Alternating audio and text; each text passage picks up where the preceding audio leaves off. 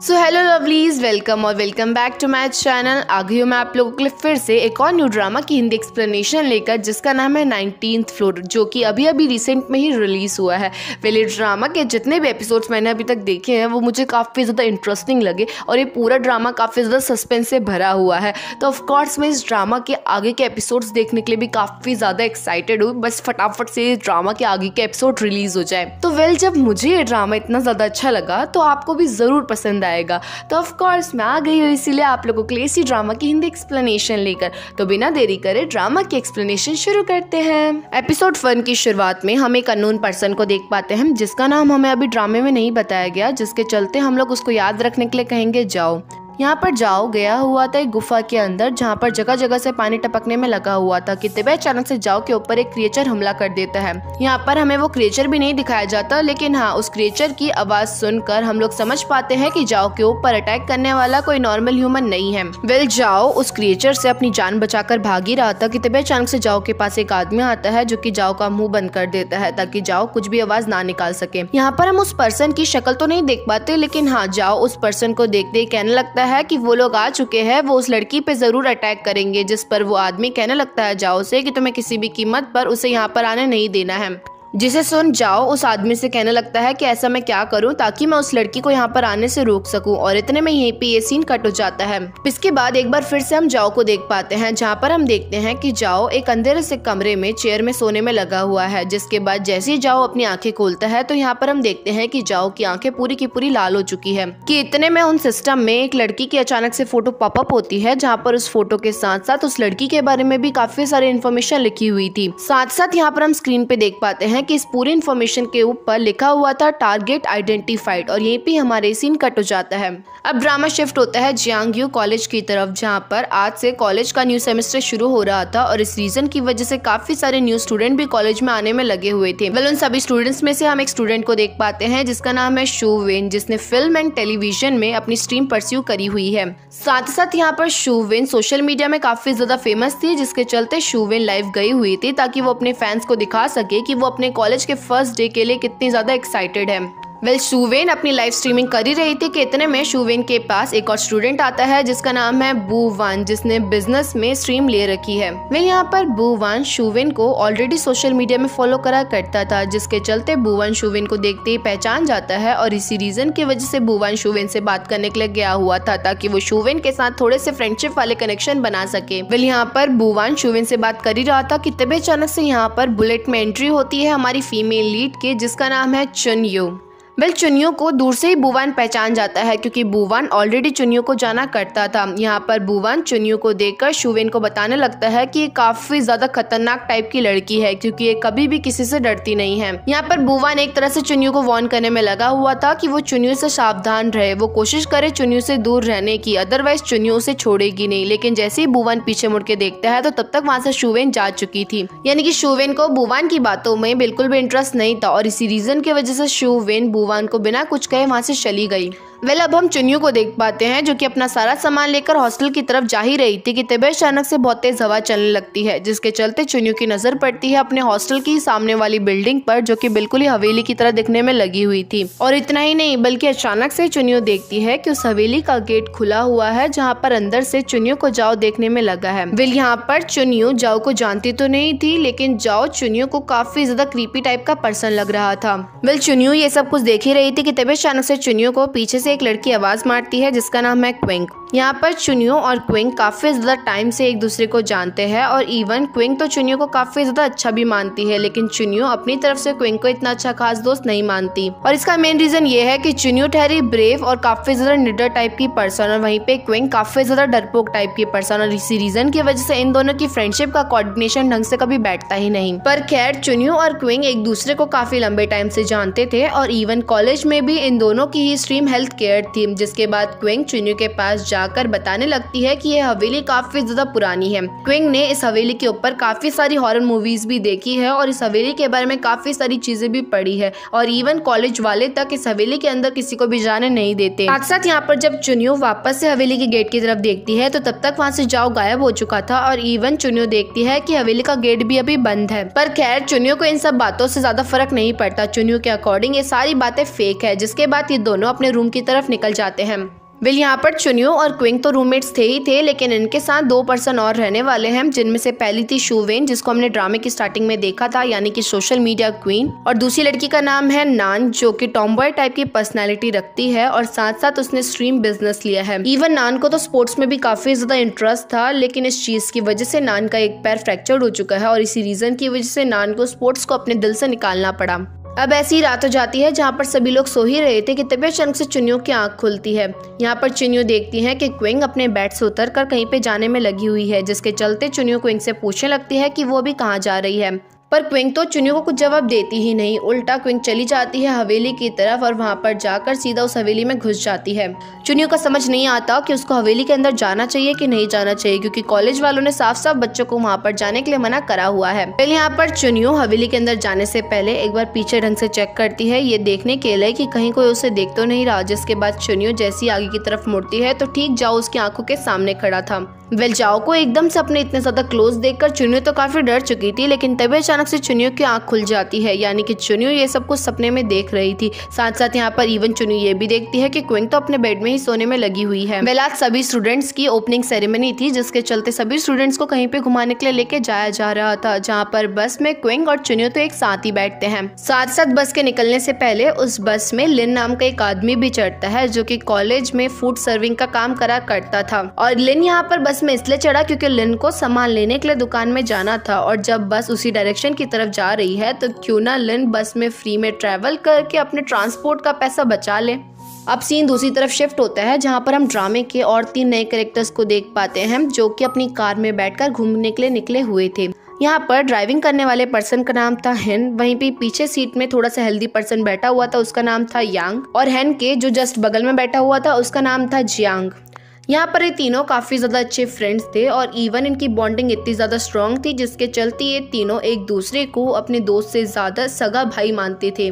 यहाँ पर ये तीनों के तीनों घूमने के लिए निकले हुए थे। इनको नहीं मालूम था कि इनको कहाँ जाना है, बस ये लोग एक साथ टाइम स्पेंड करने के लिए ही बाहर निकले थे। पहले वापस से सीन बस की तरफ शिफ्ट होता है, जहाँ पर सभी स्टूडेंट्स आराम से बस में सोने में लगे हुए थे। इवन चुनियो भी उसी बस में सो रही थी, लेकिन तभी अचानक से मक्खी की आवाज सुन चुनियो की आँख खुल जाती है।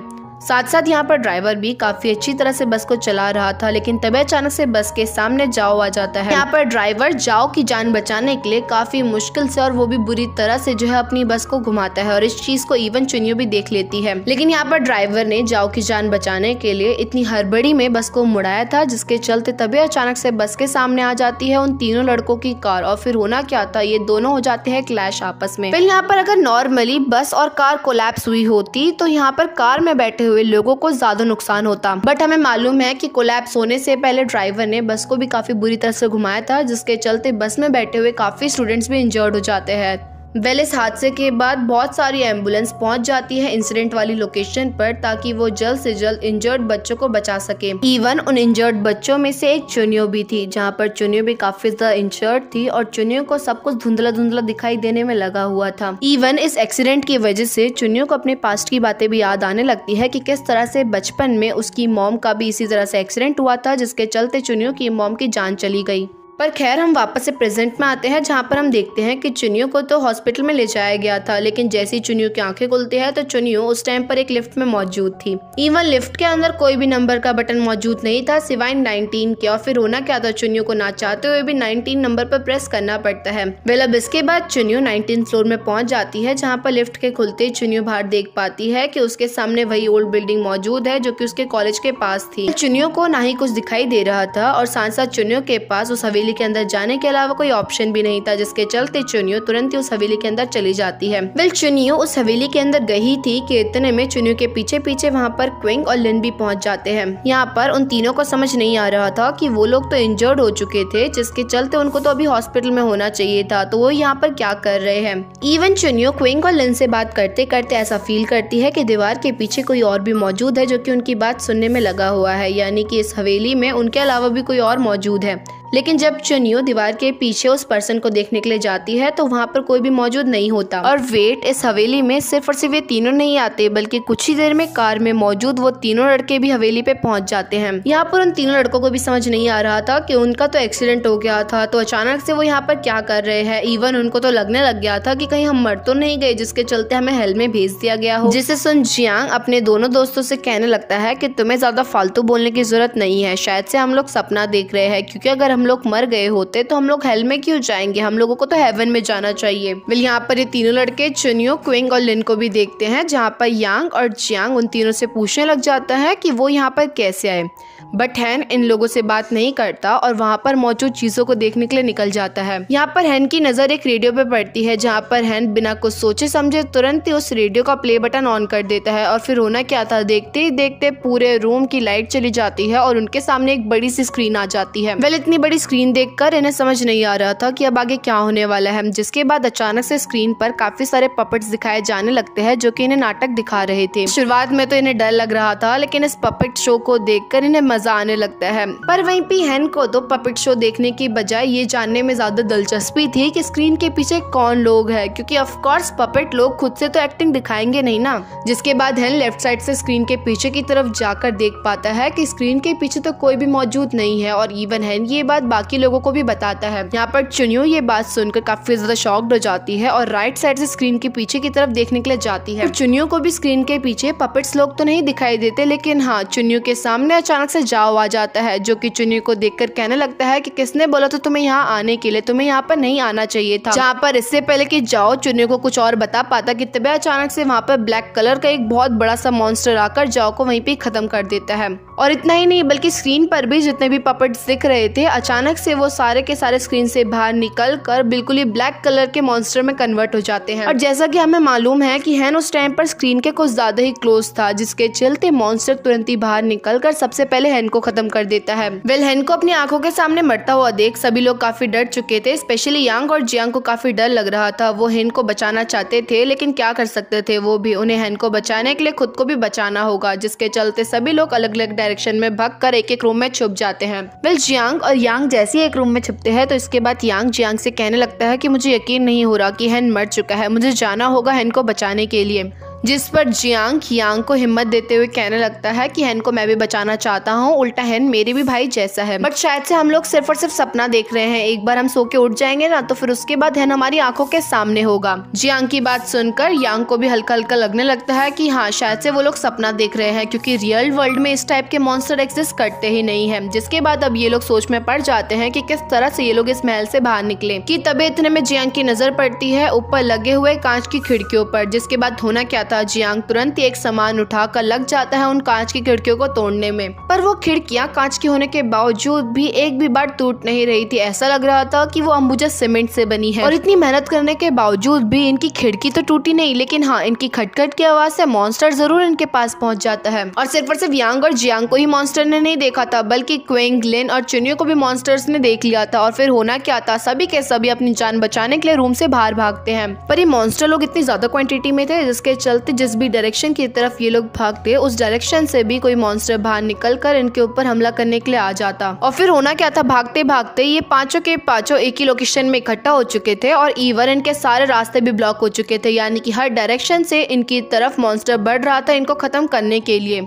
यहाँ पर ऐसा लगने लग गया था कि इनका अंत तो नजदीक है, यानी कि ये सारे के सारे अब मारे जाने वाले हैं। कि तभी अचानक से इन लोगों को बचाने के लिए एंट्री होती है हमारे मेन लीड की, जिसका नाम है श्वान। और इसी के साथ हमारे एपिसोड 1 का यहीं पे एंड होता है। एपिसोड 2 की शुरुआत में श्वान वहाँ पर आते ही जोर जोर से गेट को बजाने लगता है, जिसकी आवाज सुनकर सारे के सारे मॉन्स्टर श्वान के पीछे जाते हैं उसे मारने के लिए। और यही सही मौका देखकर तुरंत ही ये पांचों के पांचों अपनी जान बचाते हुए वहाँ से भाग जाते हैं। इवन रास्ते में उन्हें श्वान भी मिल जाता है, जिसके बाद श्वान उन्हें गाइड करता है, आगे का रास्ता दिखाता है यानी कि, और उन्हें एक सेफ से कमरे में लेके जाता है। यहाँ पर जियांग को हल्का फुल्का श्वान पे शक था, जिसके चलते जियांग श्वान से पूछने लग जाता है कि तुम्हें इतने रास्तों के बारे में कैसे मालूम पड़ा। जिस तरह से तुम हमें रास्ता बता रहे हो उसे देख के ऐसा लग रहा है कि तुम कई सालों से यहाँ पर रहते आ रहे हो। जिसके जवाब में श्वान जियांग से कहने लगता है कि तुम लोगों के यहाँ पर पहुँचने से कुछ देर पहले ही मैं यहाँ पर पहुंचा था और साथ साथ हॉल में इस हवेली का आधा नक्शा लगा हुआ है जो कि मुझे अच्छे से याद हो चुका था। इतने में चुन्नियों को भी याद आने लगता है कि वो श्वान ही था जो कि दीवार के पीछे से छुपकर उनकी बातें सुनने में लगा हुआ था। जिसके चलते चुन्नियों अब श्वान से पूछने लग जाती है कि तुम्हारे अकॉर्डिंग ये कैसी जगह है। जिस पर श्वान कहने लगता है कि मेरे अकॉर्डिंग दो चीजें हो सकती है। पहला तो ये कि हम सब कुछ सपना देख रहे हैं, ये रियल वर्ल्ड है ही नहीं, हम किसी पैरेलल वर्ल्ड में गए हुए हैं, क्योंकि यहाँ की जितनी भी चीजें हैं ना वो सारी की सारी इमेजिनरी चीजें हैं, ऐसी चीजें कभी एग्जिस्ट करती ही नहीं है। जिसके बाद श्वान आगे कहता है कि दूसरा ये भी हो सकता है कि कोई हमारे साथ प्रैंक करने में लगा हुआ है, मैजिकल ट्रिक का यूज कर उसने ये मॉन्स्टर क्रिएट करे होंगे। पर चुनियों को ये बातें बिल्कुल भी सच्ची नहीं लग रही थी। चुनियों कहने लग जाती है कि लोगों की सच में डेथ हो रही है, क्योंकि मैंने अपनी आंखों से देखा है लोगों को मरते हुए। चुनियों की ये बात सुनकर एक बार फिर से यांग को हल्का सा बुरा लगने लगता है, क्योंकि वो ये बात एक्सेप्ट नहीं कर पा रहा था कि उसका दोस्त मर चुका है। जिस पर जियांग कहने लगता है यांग को कि तुम चिंता मत करो, ये सबको झूठ बोल रहे हैं, हम सिर्फ और सिर्फ ये इमेजिन कर रहे हैं, हमारा दोस्त अभी जिंदा होगा। पर खैर चुनियों श्वान को शक की नजरों से देखते हुए आगे कहने लगती है कि क्या तुम्हारा भी एक्सीडेंट हुआ था, क्योंकि हम लोगों को तो एक्सीडेंट हुआ और हॉस्पिटल के बाद हम यहाँ पर पहुंच गए, तुम्हारे साथ ऐसा क्या हुआ, तुम ऐसा क्या कर रहे थे कि तुम यहाँ पर पहुंच गए। जिस पर श्वान कहने लगता है कि नहीं, मेरा कोई एक्सीडेंट नहीं हुआ, मैं तो आराम से अपने कमरे में बैठकर काम करने में लगा हुआ था। अचानक से मेरे को नींद आई और जैसे ही मेरी आंख खुली तो मैं यहाँ पर मौजूद था। यहाँ पर श्वान ने तो सभी लोगों को सच सच बताया था, लेकिन किसी को भी श्वान की बातों पर यकीन नहीं था। इवन जियांग को तो लगने लगा था कि उनका दोस्त उनके साथ प्रैंक नहीं कर रहा, बल्कि श्वान उनके साथ प्रैंक करने में लगा हुआ है। इन सब चीज के पीछे श्वान का हाथ है। ये सभी आपस में बात कर ही रहे थे कि तभी इतने में लिन को एक बड़ा सा डब्बा दिखता है जिसके अंदर 6 पोटलियां रखी हुई थी, जिसे देखकर श्वान कहने लगता है कि हम 6 लोग हैं और इवन 6 पोटलियां भी यहाँ पर रखी हुई है, यानी कि हम सभी के लिए एक एक पोटलियां हैं। और साथ साथ इन पोटलियों के ऊपर 19 नंबर लिखा हुआ है, जो कि एलिवेटर के ऊपर भी लिखा था। यानी कि अगर सच में कोई उनके साथ प्रैंक कर रहा है तो उसने काफी ऑर्गेनाइज्ड करके सारी चीजों को रखा हुआ है। जिसे सुनकर जियांग कहने लगता है कि अगर सच में कोई हमारे साथ प्रैंक कर रहा है तो वो कहीं ना कहीं से तो हमें देख रहा होगा। जिस पर क्विंग कहने लगती है कि उसके अकॉर्डिंग उसने किसी भी कमरे में ना ही सीसीटीवी कैमरा देखा और ना ही कोई ऐसी चीज देखी जिसके थ्रू कोई उन पर नजर रख सके। पर खैर इसके बाद वो 6 के 6 लोग अलग अलग पोटलियां उठाते हैं, जिन पोटलियों में अलग अलग सामान पड़ा हुआ था। यहाँ पर चुनियों को अपनी पोटली के अंदर से मिलता है मैप का आधा टुकड़ा, क्विंग को मिलता है एक पेन, वहीं पे यांग को मिलती है एक कैंडल और मैच स्टिक, और जियांग को मिलता है एक्स। वहीं पे लिन को जो पोटली के अंदर से मिलता है ना, वो काफी ज्यादा अजीब सी चीज थी जो कि समझ नहीं आ रहा था देखकर भी कि वो क्या होगा, लेकिन हाँ वो तार से लिपटी हुई थी। और लास्ट में शॉन को मिलती है अपनी पोटली के अंदर से एक टॉर्च। यहाँ पर भले ही सभी को अजीब अजीब सी चीजें मिली थी, लेकिन श्वान के अकॉर्डिंग ये लोग साथ में मिलके अगर काम करेंगे तो हो सकता है ये लोग यहाँ से बाहर निकल जाए। लेकिन यांग और जियांग को किसी की फिक्र थी ही नहीं, उन्हें फिक्र थी तो सिर्फ और सिर्फ अपनी। जियांग की नजर थी यहाँ पर चुनियों के पास मौजूद मैप पर। जियांग को लगने लगता है कि अगर वो लोग चुनियों से उसका मैप छीन लेंगे तो वो आसानी से जो है मैप के थ्रू यहाँ से बाहर निकल सकते हैं। जिसके बाद जियांग तुरंत ही चुनियों के पास जाकर कहने लगता है कि क्या तुम हमें अपना मैप दोगी यूज करने के लिए, क्या तुम हमारे सामान के साथ अपना मैप एक्सचेंज करोगी। जियांग के ऐसा बोलते ही चुनियों बिना कुछ सोचे समझे जियांग को खुशी खुशी हाँ कह देती है, लेकिन चुनियों को उस मैप के बदले में जियांग से एक्स चाहिए था। जियांग ठहरा थोड़ा सा तेज, क्योंकि वो एक्स की हेल्प से उन मॉन्स्टर से लड़ सकता है, लेकिन अगर वो अपना एक्स ही चुनियों को दे देगा तो वो किसके थ्रू अपने आप को बचाएगा। इस पर जियांग कहने लगता है कि ठीक है, लेकिन तुम्हें इसके लिए मेरे साथ एक गेम खेलना पड़ेगा। मैं एक हाथ में कैंडल रखूंगा और वहीं पे दूसरे हाथ में एक्स रखूंगा, तुम जोन से हाथ को चूज करोगी वही सामान तुम्हारा होगा। जिसके बाद चुनियो जियांग की शर्त मानते हुए जियांग के कहे अकॉर्डिंग ही करती है। यहाँ पर इवन चुनियो जो है सही भी गेस करती है और वही हाथ चूज करती है जिस हाथ में जियांग ने एक्स पकड़ा हुआ था। पर इसके बावजूद भी जियांग चीटिंग करते हुए तुरंत ही जो है अपने हाथ में मौजूद सामानों को एक्सचेंज कर लेता है और साथ साथ जो है चुनियो के पास कैंडल रखकर वहां से निकल जाता है मैप लेकर। पर इतना होने के बावजूद भी चुनियो के फेस को देखकर ऐसा बिल्कुल नहीं लग रहा था कि उसे किसी चीज का अफसोस हो रहा होगा। और इवन इस बारे में श्वान को भी अच्छे से मालूम था। एक्चुअली में श्वान ने चुनियो को मॉन्स्टर से लड़ता हुआ देख लिया था। यहाँ पर जब चुनियो एक टेबल के पीछे छुपी हुई थी तो यहाँ पर चुनियो नोटिस करती है कि जैसे ही वो मॉन्स्टर धूप की तरफ बढ़ने लगता है तो तुरंत ही डर के मारे वो पीछे की तरफ हट जाता है। साथ साथ जब चुनियो के ऊपर मॉन्स्टर ने अटैक करा था तो चुनियो तुरंत ही जो है एक टेबल को मॉन्स्टर के ऊपर फेंक देती है, जिसके चलते वो मॉन्स्टर थोड़ा सा धूप की तरफ गिर जाता है। और फिर होना क्या था, चुनियो की आंखों के सामने देखते ही देखते वो मॉन्स्टर गायब हो जाता है। फिर होना क्या था, चुनियो और श्वान तो ऑलरेडी काफी ज्यादा तेज थे, जिसके चलते इन्हें समझ आ जाता है कि मॉन्स्टर्स को लाइट से डर लगता है और अगर हमने इनके ऊपर लाइटनिंग करी तो तुरंत ही ये मारे जाएंगे। और यही मेन रीजन है क्योंकि सारे कमरों में अंधेरा हो रखा है। और यही तो प्लान था चुनियो का। जानबूझ के चुनियो ने जियांग के सामने ऐसा प्रिटेंड किया कि उसे एक्स चाहिए ताकि जियांग चुनियो को कैंडल पकड़ाए।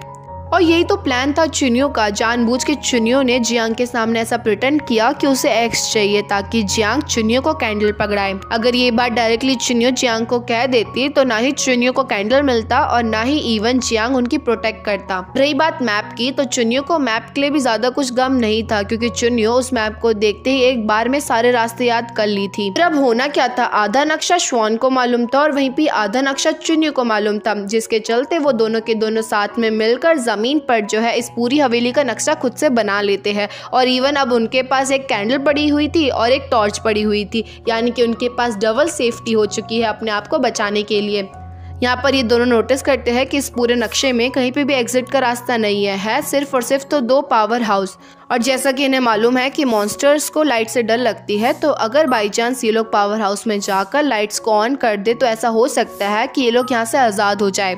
ये पूरी प्लानिंग करने के बाद चुनियो डिसाइड करती है कि वो पावर हाउस ए में जाएगी और वहीं पे श्वान जाएगा पावर हाउस बी में। और रही बात क्विंग और लिन की, तो ये दोनों के दोनों रूम में ही बैठे रहेंगे क्योंकि अगर बाई चांस ये लोग उनके साथ गए तो उनके लिए भी उल्टा प्रॉब्लम क्रिएट हो जाएगी। क्योंकि ऐसा होता है ना, खुद को तो प्रोटेक्ट करना काफी इजी होता है, लेकिन अगर हमारे साथ कोई और पर्सन भी जुड़ गया तो ना ही हम खुद को अच्छे से प्रोटेक्ट कर पाते हैं और ना ही दूसरे पर्सन को प्रोटेक्ट कर पाते हैं। और इवन अब इन लोगों के पास तो 2-2 लाइटनिंग के सोर्स थे, जिसके चलते अगर ये लोग अलग अलग भी जाते हैं तो ये इजीली मॉन्स्टर्स को हरा पाएंगे। एक बार फिर से हम यांग और जियांग को देख पाते हैं जो कि महान लोग थे। मतलब मैप लेके जाने के बावजूद भी वापस से ये लोग खिड़की वाले लोकेशन में गए हुए थे।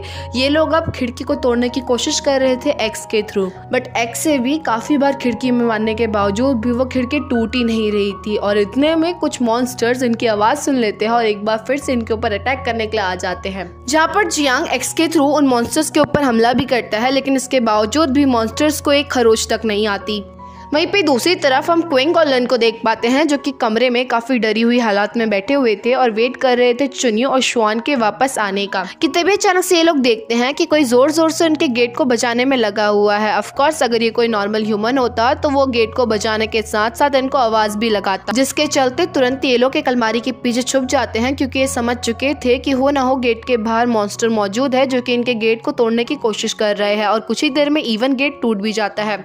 यहाँ पर लिन फील करता है कि धीरे धीरे करके वो मॉन्स्टर उनके ही तरफ बढ़ने में लगा हुआ है, जहाँ पर लिन जैसे उस मॉन्स्टर पे वार कर पाता कि तभी अचानक से लिन देखता है कि वो मॉन्स्टर नहीं बल्कि श्वान था। एक्चुअली में गेट खटखटाने वाले तो मॉन्स्टर ही थे और वहीं पे श्वान तो पावर हाउस की तरफ जा रहा था, लेकिन फिर अचानक से श्वान को चिंता होने लगती है कि कहीं पीठ पीछे मॉन्स्टर लिन और क्विंग पे हमला ना कर दे। और इसी रीजन की वजह से श्वान वापस आ गया और अच्छा ही हुआ श्वान वापस आ गया, जिसके चलते श्वान उन्हें बचा भी पाया। अब इसके बाद श्वान क्विंग और लिन को भी अपने साथ लेकर निकल जाता है पावर हाउस की तरफ, जहाँ पर थोड़ी देर बाद श्वान को आवाज सुनाई देती है यांग और जियांग की, जो कि उसकी ही तरफ भागकर आ रहे थे क्योंकि ऑफ कोर्स उनके पीछे भी पड़े हुए थे मॉन्स्टर उन्हें खत्म करने के लिए। पर जैसा कि हमें अब मालूम पड़ चुका है कि उन मॉन्स्टर्स को लाइट से डर लगता है, जिसके चलते श्वान तुरंत उन मॉन्स्टर्स के ऊपर टॉर्च की रोशनी करता है और देखते ही देखते वो वहीं पे खत्म हो जाते हैं। जियांग और यांग काफी खुश थे क्योंकि उनकी जान बच चुकी थी, लेकिन साथ साथ उन्हें मालूम पड़ चुका था कि मॉन्स्टर से खुद को बचाने के लिए इनको रोशनी की जरूरत पड़ेगी, जिसके चलते जियांग यांग के साथ मिलकर प्लान बनाता है कि यांग जाकर श्वान को धक्का देगा और जैसे ही श्वान के हाथ से टॉर्च गिर जाएगा तो जियांग तुरंत ही श्वान से टॉर्च छीन लेगा, जिसके बाद ये लोग अपने प्लान को एग्जीक्यूट करने में लग जाते हैं, जहाँ पर यांग भागते हुए श्वान के पास जाता है उसको धक्का देने के लिए, लेकिन यहाँ पर उल्टा श्वान यांग को गले से ही पकड़ लेता है। फिर यांग श्वान की गिरफ्त में हो चुका था अब, जिसे देखकर जियांग तुरंत ही क्विंग को अपनी गिरफ्त में ले लेता है और साथ साथ जियांग के पास तो एक्स थी, जिसके चलते जियांग तुरंत ही क्विंग के गले में एक्स को रख देता है। यहाँ पर जियांग श्वान को धमकी देने लगता है कि श्वान अपना टॉर्च जियांग को दे दे, अदरवाइज वो क्विंग को खत्म कर देगा। और श्वान को तो अच्छे से मालूम है कि जियांग कितना बुरा टाइप का पर्सन है, वो किसी चीज को पाने के लिए किसी भी हद तक गिर सकता है। तो अगर बाई चांस श्वान जियांग को अपना टॉर्च नहीं देगा तो ऐसा भी हो सकता है कि जियांग क्विंग को खत्म कर दे, जिसके चलते होना क्या था, श्वान को ना चाहते हुए जियांग को टॉर्च सौंपना पड़ता है। सारे श्वान, क्विंग और लिन, इनके पास मैच स्टिक के अलावा कुछ भी नहीं बचा था खुद को प्रोटेक्ट करने के लिए, लेकिन मैच स्टिक तो थोड़ी देर के लिए ही जली रहती है। मैच स्टिक से खुद को बचा पाना थोड़ा सा मुश्किल काम है कि तभी अचानक से इनको किसी के चलने की आवाज आने लगती है, मानो कि कोई उनकी ही तरफ आ रहा हो, जिसके चलते श्वान तुरंत ही जो है मैच स्टिक जला लेता है। पर जैसे ही श्वान आगे की तरफ देखता है तो वहाँ पर कोई मॉन्स्टर नहीं था, बल्कि वहाँ पर चुनियो थी। अभी चारों एक साथ मिल चुके थे, जिसके चलते चारों के चारों एक ही पावर हाउस में जाते हैं और तुरंत ही गेट को जो है काफी सारी चीजों से बंद कर देते हैं ताकि मॉन्स्टर किसी भी कीमत पर वहाँ पर ना आ सके। इवन चुनियो मॉन्स्टर से बचने के लिए गेट के पास ही कैंडल को रख देती है, जो कि काफी ज्यादा तो पिघल चुकी थी already. Well, power house room में ऑलरेडी बहुत सारे स्विचेस थे और इन्हें नहीं मालूम था कि कौन सा स्विच लाइट का है, जिसके चलते ये लोग एक एक करके सारे स्विचेस को ऑन कर देते हैं, लेकिन इसके बावजूद भी कोई भी स्विच जो है लाइट को वापस नहीं ला पाता। वहीं पे दूसरी तरफ यांग और जियांग भी दूसरे पावर हाउस में गए हुए थे, जहाँ पर उल्टा उनके ऊपर भी मॉन्स्टर्स ने अटैक कर दिया था। और रही बात टॉर्च की, तो जो टॉर्च था उसकी भी धीरे धीरे करके जो है बैटरी खत्म होने लग गई थी। जियांग और यांग को स्विच बोर्ड तो मिल जाता है, जिसे देखकर इवन ये लोग काफी ज्यादा खुश हो जाते हैं, क्योंकि स्विच बोर्ड ऑन होते ही सारी जगह की लाइट आ जाएंगी और फाइनली ये मॉन्स्टर भी मारे जाएंगे, यानी कि जियांग इस गेम का हीरो बन जाएगा। लेकिन जैसे ही जियांग स्विच बोर्ड ऑन करता है तो यहाँ पर लाइट की जगह उल्टा पंखा ऑन हो जाता है, वो भी हर जगह का पंखा। और ये चीज श्वान को प्रॉब्लम करने लगती है, क्योंकि उनके पास कैंडल था और पंखे की हवा की वजह से उनकी कैंडल बुझने में लगी हुई थी। साथ साथ यहाँ पर पंखे के ऑन होने के बाद श्वान को समझ आ जाता है कि हो ना हो यांग और जियांग दूसरे पावर रूम में गए हुए होंगे और उन्होंने स्विच ऑन करने की कोशिश करी होगी। साथ साथ इससे श्वान को ये भी समझ आ जाता है कि जब उस रूम के ऑन करने की वजह से पंखा ऑन हुआ है तो हो ना हो उनके रूम में भी कोई स्विच मौजूद होगा, जिसके थ्रू वो लोग लाइट को ऑन कर सकते हैं। और फिर होना क्या था, ये लोग लग जाते हैं एक एक लॉकर को अच्छे से खोलने में, क्योंकि कहीं ना कहीं तो वो स्विच मौजूद होगा जिसके थ्रू लाइट ऑन होगी। और फाइनली काफी ढूंढने के बाद इन लोगों को लाइट की स्विच तो दिख जाती है, जिसे ये लोग ऑन भी कर देते हैं, लेकिन स्टिल इसके बावजूद भी लाइट ऑन नहीं होती। जहाँ पर जब ये लोग स्विच बोर्ड को अंदर से खोलते हैं तो इन्हें मालूम पड़ता है कि अंदर से तो उसका फ्यूज ही उड़ा हुआ है और इसी रीजन की वजह से ये लोग लाइट ऑन नहीं कर पा रहे और उस फ्यूज को जोड़ने के लिए इनको वायर की जरूरत पड़ेगी। लेकिन ऐसे रूम में इन्हें वायर मिलेगा कहाँ से? और ये चीज़ें ये लोग बिल्कुल भी रिलैक्स्ड वे में नहीं कर रहे थे, क्योंकि इनके ऊपर मॉन्स्टर ने अटैक करना शुरू कर दिया था, यानी कि वो तेज से गेट को खोलने की कोशिश करने में लगे हुए थे, क्योंकि इनके पास जो कैंडल थी वो भी पूरी की पूरी बुझ गई थी और जो इनके पास मैचस्टिक थी वो जल ही नहीं रही थी, क्योंकि जैसे ही वो जलाते तो पंखा की हवा की वजह से वो बुझ जाती। और रही बात यांग और जियांग की, तो उन दोनों की टॉर्च की बैटरी खत्म हो चुकी थी और इवन उन्होंने जो कोशिश करी थी लाइट ऑन करने की वो भी नाकामयाब रही थी, जिसके चलते उन लोगों के ऊपर भी मॉन्स्टर का अटैक होना शुरू हो जाता है। वेल, यहाँ पर मॉन्स्टर्स का अटैक इतना ज्यादा हैवी था जिसके चलते इन्होंने गेट के पास जो लकड़ी का लगा रखा था सामान वो तक मॉन्स्टर आराम से तोड़ दे रहा था। और फिर होना क्या था, इस चीज की वजह से लिन और क्विंग को बहुत तेज का धक्का लगता है और लिन के पास जो तार वाली चीजें पड़ी हुई थी वो भी गिर जाती है, जिसे देखकर श्वान समझ जाता है कि इसी तार का तो यूज इन्हें करना है फ्यूज को जोड़ने में। इसके बाद श्वान तुरंत ही उस वायर वाली चीज में से अच्छे से वायर एक निकालता है और चुनियो को सौंप देता है ताकि जल्द से जल्द चुनियो उस फ्यूज को ठीक कर सके। जब तक चुनियो स्विच बोर्ड को ठीक करने में लगी थी तब तक श्वान मॉन्स्टर का ध्यान अपनी तरफ खिंचवाता है, क्योंकि ऑलरेडी क्विंग के सर में और वहीं पे लिन के पैरों में चोट लग चुकी थी। पर ऑफकोर्स श्वान भी ये सब कुछ कब तक करता, क्योंकि मॉन्स्टर का अटैक बहुत ज़्यादा भारी था, जिसके चलते मॉन्स्टर के एक धक्के से ही श्वान की पीठ में काफ़ी तेज चोट लग जाती है और श्वान वहीं पे गिरा का गिरा रह जाता है। जिसके बाद वो मॉन्स्टर श्वान की तरफ बढ़ता है उसे ख़त्म करने के लिए, और श्वान इतना ज़्यादा कमज़ोर था इवन उससे हिला भी नहीं जा रहा था। वहीं पे यांग और जियांग को भी चारों तरफ से मॉन्स्टर ने घेर लिया था। लेकिन इससे पहले कि मॉन्स्टर इन लोगों को ख़त्म कर पाते कि सही टाइम पर चुनियो का कनेक्शन ठीक हो जाता है और तुरंत ही लाइट ऑन हो जाती है। और लाइट के ऑन होते ही सारे के सारे मॉन्स्टर्स तुरंत ही डिसअपियर हो जाते हैं, यानी कि फाइनली इन्होंने ये मिशन कंप्लीट करते हुए खुद को बचा लिया है और यहीं पे ये सीन कट हो जाता है। नेक्स्ट सीन में हम चुनियो को बेड में लेटा हुआ देख पाते हैं, जहाँ पर चुनियो को जैसे ही होश आता है तो वो देख पाती है कि वो वापस से हॉस्पिटल में मौजूद है, यानी कि चुनियो फाइनली उस हवेली वाले घर से बाहर आ चुकी है। और इसी के साथ हमारे एपिसोड 2 और पार्ट 1 का एंड होता है। एपिसोड 3 की शुरुआत में हम देखते हैं कि शुआन को जैसे ही होश आता है तो शुआन देखता है कि वो अभी अपने घर पे मौजूद है। साथ साथ यहाँ पर हम देख पाते हैं कि उस टाइम पर शुआन के हाथों में चुनियो का पूरा बायोडाटा मौजूद था। साथ साथ यहाँ पर शुआन अपना फोन भी चेक करता है, जहाँ पर बहुत सारे मैसेजेस शुआन को आए हुए थे, जिनमें से एक ग्रुप मैसेज में लिखा हुआ था एक टीचर ने कि फाइनली जितने भी बच्चे इंजर्ड हुए थे वो डिस्चार्ज हो चुके हैं, सिवाय 2 लड़कियों के। उन 2 लड़कियों को पिछली रात से होश आया ही नहीं है, जिसके चलते वो अभी भी हॉस्पिटल में ही मौजूद है। वेल ये मैसेज पढ़ने के बाद शुआन तुरंत ही हॉस्पिटल की तरफ निकल जाता है। वहीं पे दूसरी तरफ फाइनली काफी टाइम बाद चुनियो और क्विंग को होश आ चुका था, जहाँ पर होश आते ही थोड़ा बहुत क्विंग के सर में भी दर्द था। यहाँ पर क्विंग चुनियो को बताने लगती है कि मैंने जस्ट अभी बहुत डरावना सा सपना देखा, लेकिन अच्छा हुआ वो सपना ही था।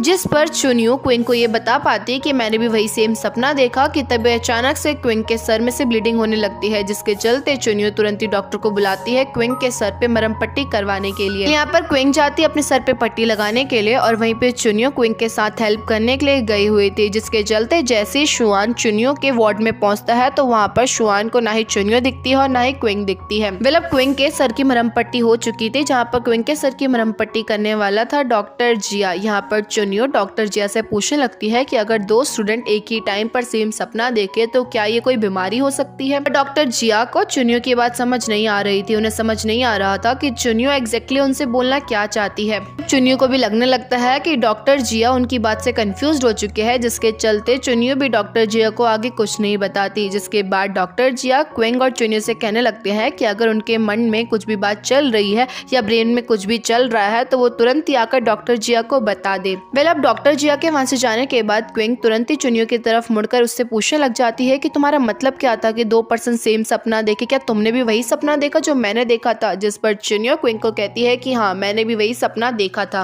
वेल अब हम वापस से शुआन को देख पाते हैं, जहाँ पर शुआन चुनियो और क्विंग से तो नहीं मिल पाया था, जिसके चलते शुआन जा रहा था दूसरे वार्ड की तरफ यांग और जियांग से मिलने के लिए। यहाँ पर शुआन दूसरे वार्ड की तरफ जाते टाइम एक डेड बॉडी को वहां से लेके जाता हुआ देख पाता है, जहाँ पर उस पर्सन का फेस तो ढका हुआ था, लेकिन शुआन की नजर गई थी उस पर्सन के हाथ पर, जहाँ पर उस पर्सन के हाथों में जो निशान लगा हुआ था वो बिल्कुल ही सेम टू सेम शुआन ने कल हेन के हाथों में भी देखा था, जब हेन गया हुआ था उस रेडियो को ऑन करने के लिए। वहीं पे हम यांग और जियांग को भी देख पाते हैं, जो कि अपने वार्ड में बैठे हुए थे, लेकिन इनको टेंशन हो रही थी हेन की, क्योंकि हेन भी उनके वार्ड में था, लेकिन जब से वो उठे हैं तब से उन्हें हेन दिखाई ही नहीं दे रहा। इवन यहाँ पर यांग काफी कॉल भी कर चुका है हेन को, लेकिन इसके बावजूद भी हेन उनका कॉल पिक नहीं कर रहा। यहाँ पर यांग को एक बार फिर से डर लगने लगता है। यांग को लगने लगता है कि कहीं जो कुछ भी पिछली रात हुआ वो सच तो नहीं था, क्योंकि जियांग और यांग को बिल्कुल ही सेम टू सेम सपना आया है, कहीं सच में हेन मर तो नहीं गया। जिस पर जियांग एक बार फिर से यांग को हौसला देते हुए कहने लगता है कि तुम्हें ज्यादा चिंता करने की जरूरत नहीं है, हेन को कुछ नहीं हुआ होगा, हमने सिर्फ और सिर्फ सपना ही देखा होगा,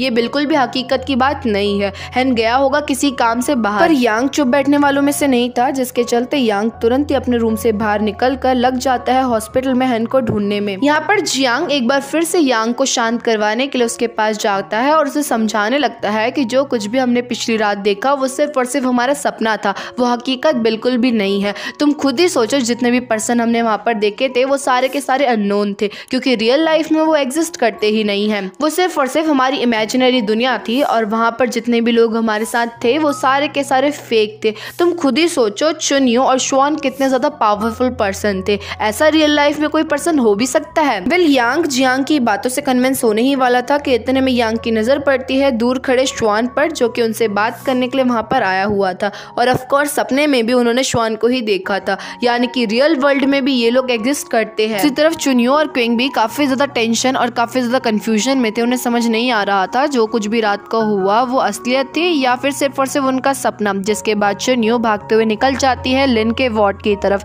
क्योंकि लिन भी उनके साथ गेम में मौजूद था। अगर लिन ने भी उनकी तरह सेम सपना देखा होगा, यानी कि ये सब कुछ सच था। लेकिन जब चुनियो लिन से मिलती है तो यहाँ पर लिन बिल्कुल ही नॉर्मल रिएक्ट कर रहा था चुनियो के सामने। इवन लिन तो चुनियो के सामने रात के सपने की बात तक नहीं कर रहा था, और इवन चुनियो यहाँ पर ये भी नोटिस करती है कि कल रात तो लिन के पैरों में काफी तगड़ी चोट लग गई थी, लेकिन लिन बिल्कुल ही नॉर्मल वे में अभी चल रहा है, यानी कि हो सकता है जो कुछ भी उन्होंने देखा वो सपना था उनका। अब वापस से सीन श्वान की तरफ शिफ्ट होता है जहाँ पर जियांग और यांग ने श्वान को दोनों तरफ से घेरा हुआ था और यहाँ पर जियांग श्वान से पूछने लग जाता है कि तुम साफ साफ सच सच बता दो कि हेन कहाँ पर है, हो ना हो इन सब चीज के पीछे तुम्हारा हाथ है। जिस पर श्वान कहने लगता है कि मुझे मालूम है कि हेन अभी कहाँ पर होगा, इस बारे में हमें कौन बता सकता है। जिसके बाद श्वान यांग और जियांग को लेके जाता है डायरेक्टर चेन के पास। वेल वो हॉस्पिटल के हेड है और उनके लिए तो बहुत ईजी है ये पता करना कि उनका पेशेंट हॉस्पिटल रूम से कहाँ गया था। जहाँ पर डायरेक्टर चेन से पूछने के बाद श्वान यांग और जियांग को मालूम पड़ता है कि हेन तो सुबह सुबह ही निकल गया था अपने घर के लिए, वो बिल्कुल ठीक हो चुका था, जिसके चलते वो बिना अपने दोस्तों को बताए घर के लिए पहले ही निकल गया। और जब पेशेंट हॉस्पिटल से सही सलामत बाहर जा चुका है वो भी खुद की मर्जी से, तो इसके आगे के बारे में हॉस्पिटल के डॉक्टर्स को कैसे मालूम होगा। यहाँ पर डायरेक्टर चेन के मुंह से ऐसी बात सुनकर यांग और जियांग काफी ज्यादा खुश हो जाते हैं। इवन वो लोग रूम से बाहर निकलने के बाद भी काफी ज्यादा खुश थे क्योंकि उनके अकॉर्डिंग हेन अभी भी जिंदा है और सही सलामत है। जिसके बाद जियांग श्वान की तरफ देखते हुए कहने लगता है कि तुम चाहते क्या हो, तुम्हें कुछ भी अगर मालूम है तो साफ साफ हमें बता दो। जिसके जवाब में श्वान जियांग और यांग से कहने लगता है कि कल उस बिल्डिंग में मैं भी तुम्हारे साथ मौजूद था और कल जो कुछ भी हुआ वो मेरे अकॉर्डिंग सपना बिल्कुल भी नहीं था, वो सब कुछ असलियत थी। श्वान आगे कहता है कि लेकिन अभी हमें इस चीज के बारे में नहीं सोचना चाहिए, हमारा मेन फोकस होना चाहिए हेन के बारे में पता करना, क्योंकि एक बार अगर हमें हेन मिल गया तो हमारे सारे सवालों का जवाब भी मिल जाएगा हमें। यहाँ पर एक बार फिर से श्वान चुनियो और क्विंग के रूम की तरफ जाता है जहाँ पर इवन इस बार श्वान चुनियो को देख भी लेता है, लेकिन उस टाइम पर चुनियो अपने फोन में काफी ज्यादा बिजी थे और काफी ज्यादा हैप्पी भी दिखाई दे रही थी, जिसके चलते श्वान चुनियो से मिलने के लिए अभी नहीं जाता। अब ऐसी रात हो जाती है जहाँ पर यांग और जियांग हल्के फुल्के दुखी थे। यहाँ पर ये दोनों के दोनों इस बात को लेके दुखी थे कि उनका दोस्त अभी तक उन्हें नहीं मिला है और ना ही उनके दोस्त ने उनको कांटेक्ट करा, जिसके चलते यहाँ पर हल्का फुल्का ये लोग ड्रिंक भी करते हैं और यहाँ पर बात करते करते जियांग खड़े हो जाता है और खड़े होकर बात करने लगता है यांग से। तभी अचानक से जियांग की नजर पड़ती है बेड के नीचे पड़े हुए फोन पर और जियांग देख पाता है कि वो फोन और किसी का नहीं बल्कि हेन का है। यहाँ पर जियांग ये सब कुछ देखने में लगा हुआ था कि तभी हम यांग को देखते हैं जो कि थोड़ा सा ही अल्कोहल पीने के बाद अचानक से बेहोश हो जाता है। और इतना ही नहीं बल्कि कुछ ही देर में जियांग को भी हल्की फुल्की नींद आने लगती है और जियांग भी चले जाता है अपने बेड में सोने के लिए। वहीं पे दूसरी तरफ श्वान भी ब्रेन के बारे में इंफॉर्मेशन इकट्ठा करने में लगा हुआ था, क्योंकि श्वान के अकॉर्डिंग जो कुछ भी उनके साथ हुआ हो ना हो इन सब चीज का कनेक्शन उनके ब्रेन से है। जहाँ पर श्वान ये सब कुछ देख ही रहा था कि तभी अचानक से श्वान को भी नींद आने लगती है और श्वान भी वहीं पे सो जाता है। मतलब यहीं पे ये सीन कट होता है और नेक्स्ट सीन में हम देख पाते हैं कि ये पांचों के पांचों एक बार फिर से उसी हवेली में पहुंच चुके थे। यहाँ पर इवन अब इन सबको भी हल्का हल्का समझ आने लग गया था कि जो कुछ भी पिछली रात हुआ वो बिल्कुल भी सपना नहीं है, ये जो कुछ भी हो रहा है वो हकीकत है। इवन यहाँ पर चुनियो भी लिन से पूछने लगती है कि जब मैं आपके पास आई थी तो आपने उस टाइम पर मुझे सपने के बारे में क्यों नहीं बताया, जिस पर लिन कहने लगता है कि मुझे लग रहा था कि जो कुछ भी हुआ था वो सच में कोई सपना होगा और मैं फालतू में किसी को टेंशन नहीं देना चाहता था और इसी रीजन की वजह से मैंने कुछ भी तुमसे उस टाइम पर नहीं कहा। वेल ये आपस में बात कर रहे थे कि तभी अचानक से इनके सामने कुछ बैचेस आ जाते हैं जहाँ पर हर पर्सन के लिए एक एक बैच वहाँ पर मौजूद था और इवन उन बैचेस के ऊपर कुछ न कुछ लिखा हुआ था सिवाय चुनियों के, यानी कि चुनियों का बैच बिल्कुल ही ब्लैंक था और वहीं पे सभी लोगों के बैचेस में कुछ ना कुछ लिखा हुआ था। अब ये क्यों हुआ और चुनियों को ब्लैंक क्यों मिला बैच वो तो हमें आगे ही मालूम पड़ेगा। पहले सभी अपने बैचेस को देख ही रहे थे कि तभी अचानक से एक बार फिर से इनके सामने बड़ी सी स्क्रीन ओपन होती है जहाँ पर इस बार उस स्क्रीन के ऊपर बना हुआ था नियान। और फिर होना क्या था, पिछली बार की तरह इस बार भी नियान उस स्क्रीन से बाहर आ जाता है, लेकिन बाहर आते ही उनके ऊपर अटैक नहीं करता। अचानक से नियान के बाहर आते ही वहाँ पर गाना बजने लगता है, जिसके चलते नियान वहीं पे खड़े होकर थोड़ा बहुत डांस करता है और एक एक कर सभी पर्सन को काफी ढंग से देखता है। कुछ देर सेम बीट बजने के बाद अचानक से बीट चेंज आती है और ठीक उसी टाइम पर अचानक से नियान देखता है जियांग के बैच को। और फिर होना क्या था, इसके बाद नियान पीछे पड़ जाता है जियांग के। शुरुआत में तो यांग और जियांग एक साथ भाग रहे थे और भागते भागते यहाँ पर यांग गिर भी जाता है, जिसके चलते अब यांग को लगने लगता है कि अब वो गया, अब वो मारा जाएगा। पर नियान यांग को टच तक नहीं करता और जियांग के ही पीछे लगा रहता है उसको खत्म करने के लिए। इवन इस चीज को देखकर सभी लोगों को भी समझ आ जाता है कि नियान सिर्फ और सिर्फ जियांग के पीछे पड़ा हुआ है, उसे बाकी लोगों से कोई फर्क नहीं पड़ता। और इतना ही नहीं, ये लोग ये भी नोटिस करते हैं कि जो अभी सॉन्ग बज रहा है और जियांग के बैच में जो वर्ड लिखा हुआ था वो दोनों के दोनों एक दूसरे से कनेक्टेड है और यही मेन रीजन हो सकता है कि क्यों नियान सिर्फ और सिर्फ जियांग को ही मारने पर तुला हुआ है। इवन इस चीज को जियांग भी नोटिस कर चुका था, जिसके चलते जियांग तुरंत ही अपने हाथ में पकड़े हुए हुए बैच को फेंक देता है, बट इस चीज का कुछ भी फायदा नहीं होता क्योंकि वो बैच तुरंत ही जो है वेपर बन के एक बार फिर से जियांग के गले में लग जाता है। यानी कि जियांग के पास खुद को सेव करने का सिर्फ और सिर्फ एक ही रास्ता है, कैसे भी करके भागते रहना और किसी भी कीमत पर नियान मैन के हाथ ना आना। यहाँ पर हम जियांग के थोड़े बहुत सेल्फिशनेस को भी देख पाते हैं, जहाँ पर जियांग भागते भागते अचानक से यांग के साथ अपने बैच को एक्सचेंज कर लेता है। और अब होना क्या था, अब नियान सीधा पड़ जाता है यांग के पीछे क्योंकि यांग के पास वो बैच था। पर जियांग इतना भी बुरा नहीं था क्योंकि भले जियांग ने यान के साथ अपने बैच को एक्सचेंज करवा लिया था, लेकिन इसके बावजूद भी जियांग भागता हुआ श्वान के पास जाता है और उससे रिक्वेस्ट करने लगता है कि प्लीज तुम अपना बैच यांग के साथ एक्सचेंज कर लो, क्योंकि जियांग किसी भी कीमत पर अपने फ्रेंड को नहीं खोना चाहता था और इसके बदले में जियांग हमेशा स्वान की बात मानेगा। यानी कि आज के बाद से जियांग श्वान के साथ मिलकर ही काम करेगा। और अब जियांग ने इतनी ज्यादा रिक्वेस्ट करी थी श्वान को और प्रॉमिस भी किया था, जिसके चलते होना क्या था, श्वान तुरंत ही भागता हुआ जाता है और यांग के साथ अपने बैच को एक्सचेंज कर लेता है। वेल ये सब कुछ चल ही रहा था, यानी कि श्वान ने यांग के साथ अपना बैच एक्सचेंज कर लिया था, जिसके चलते अब नियान पड़ा हुआ था श्वान को खत्म करने के लिए कि तभी अचानक से क्विंग को याद आता है कि उसे तो चुनियो कहीं पे दिखाई दे ही नहीं रही। कि तभी इतने में क्विंग देखती है कि चुनियो एक गेट के पास खड़े होकर किसी चीज को चेक करने की कोशिश कर रही है, मानो कि चुनियो कोशिश कर रही है गेट खोलने की। यहाँ पर चुनियो गेट को चेक कर ही रही थी कि तभी इतने में चुनियो पीछे मुड़कर श्वान की तरफ देखती है और उसे चिल्लाते हुए कहने लगते हैं कि फटाफट से कार्ड एक्सचेंज करो। वेल चुनियो की बात मानते हुए श्वान और चुनियो एक दूसरे की तरफ अपना कार्ड फेंकते हैं और एक दूसरे का कार्ड पकड़ लेते हैं। और जैसा कि अभी तक गेम चल रहा था कि चल रहे सॉन्ग के कार्ड के अकॉर्डिंग ही नियान उस पर्सन पर अटैक करेगा, जिसके बाद होना क्या था, अब नियान श्वान को छोड़कर सीधा चुनियो की तरफ जंप मारता है उसे खत्म करने के लिए। और इसी के साथ हमारे एपिसोड 3 का एंड होता है।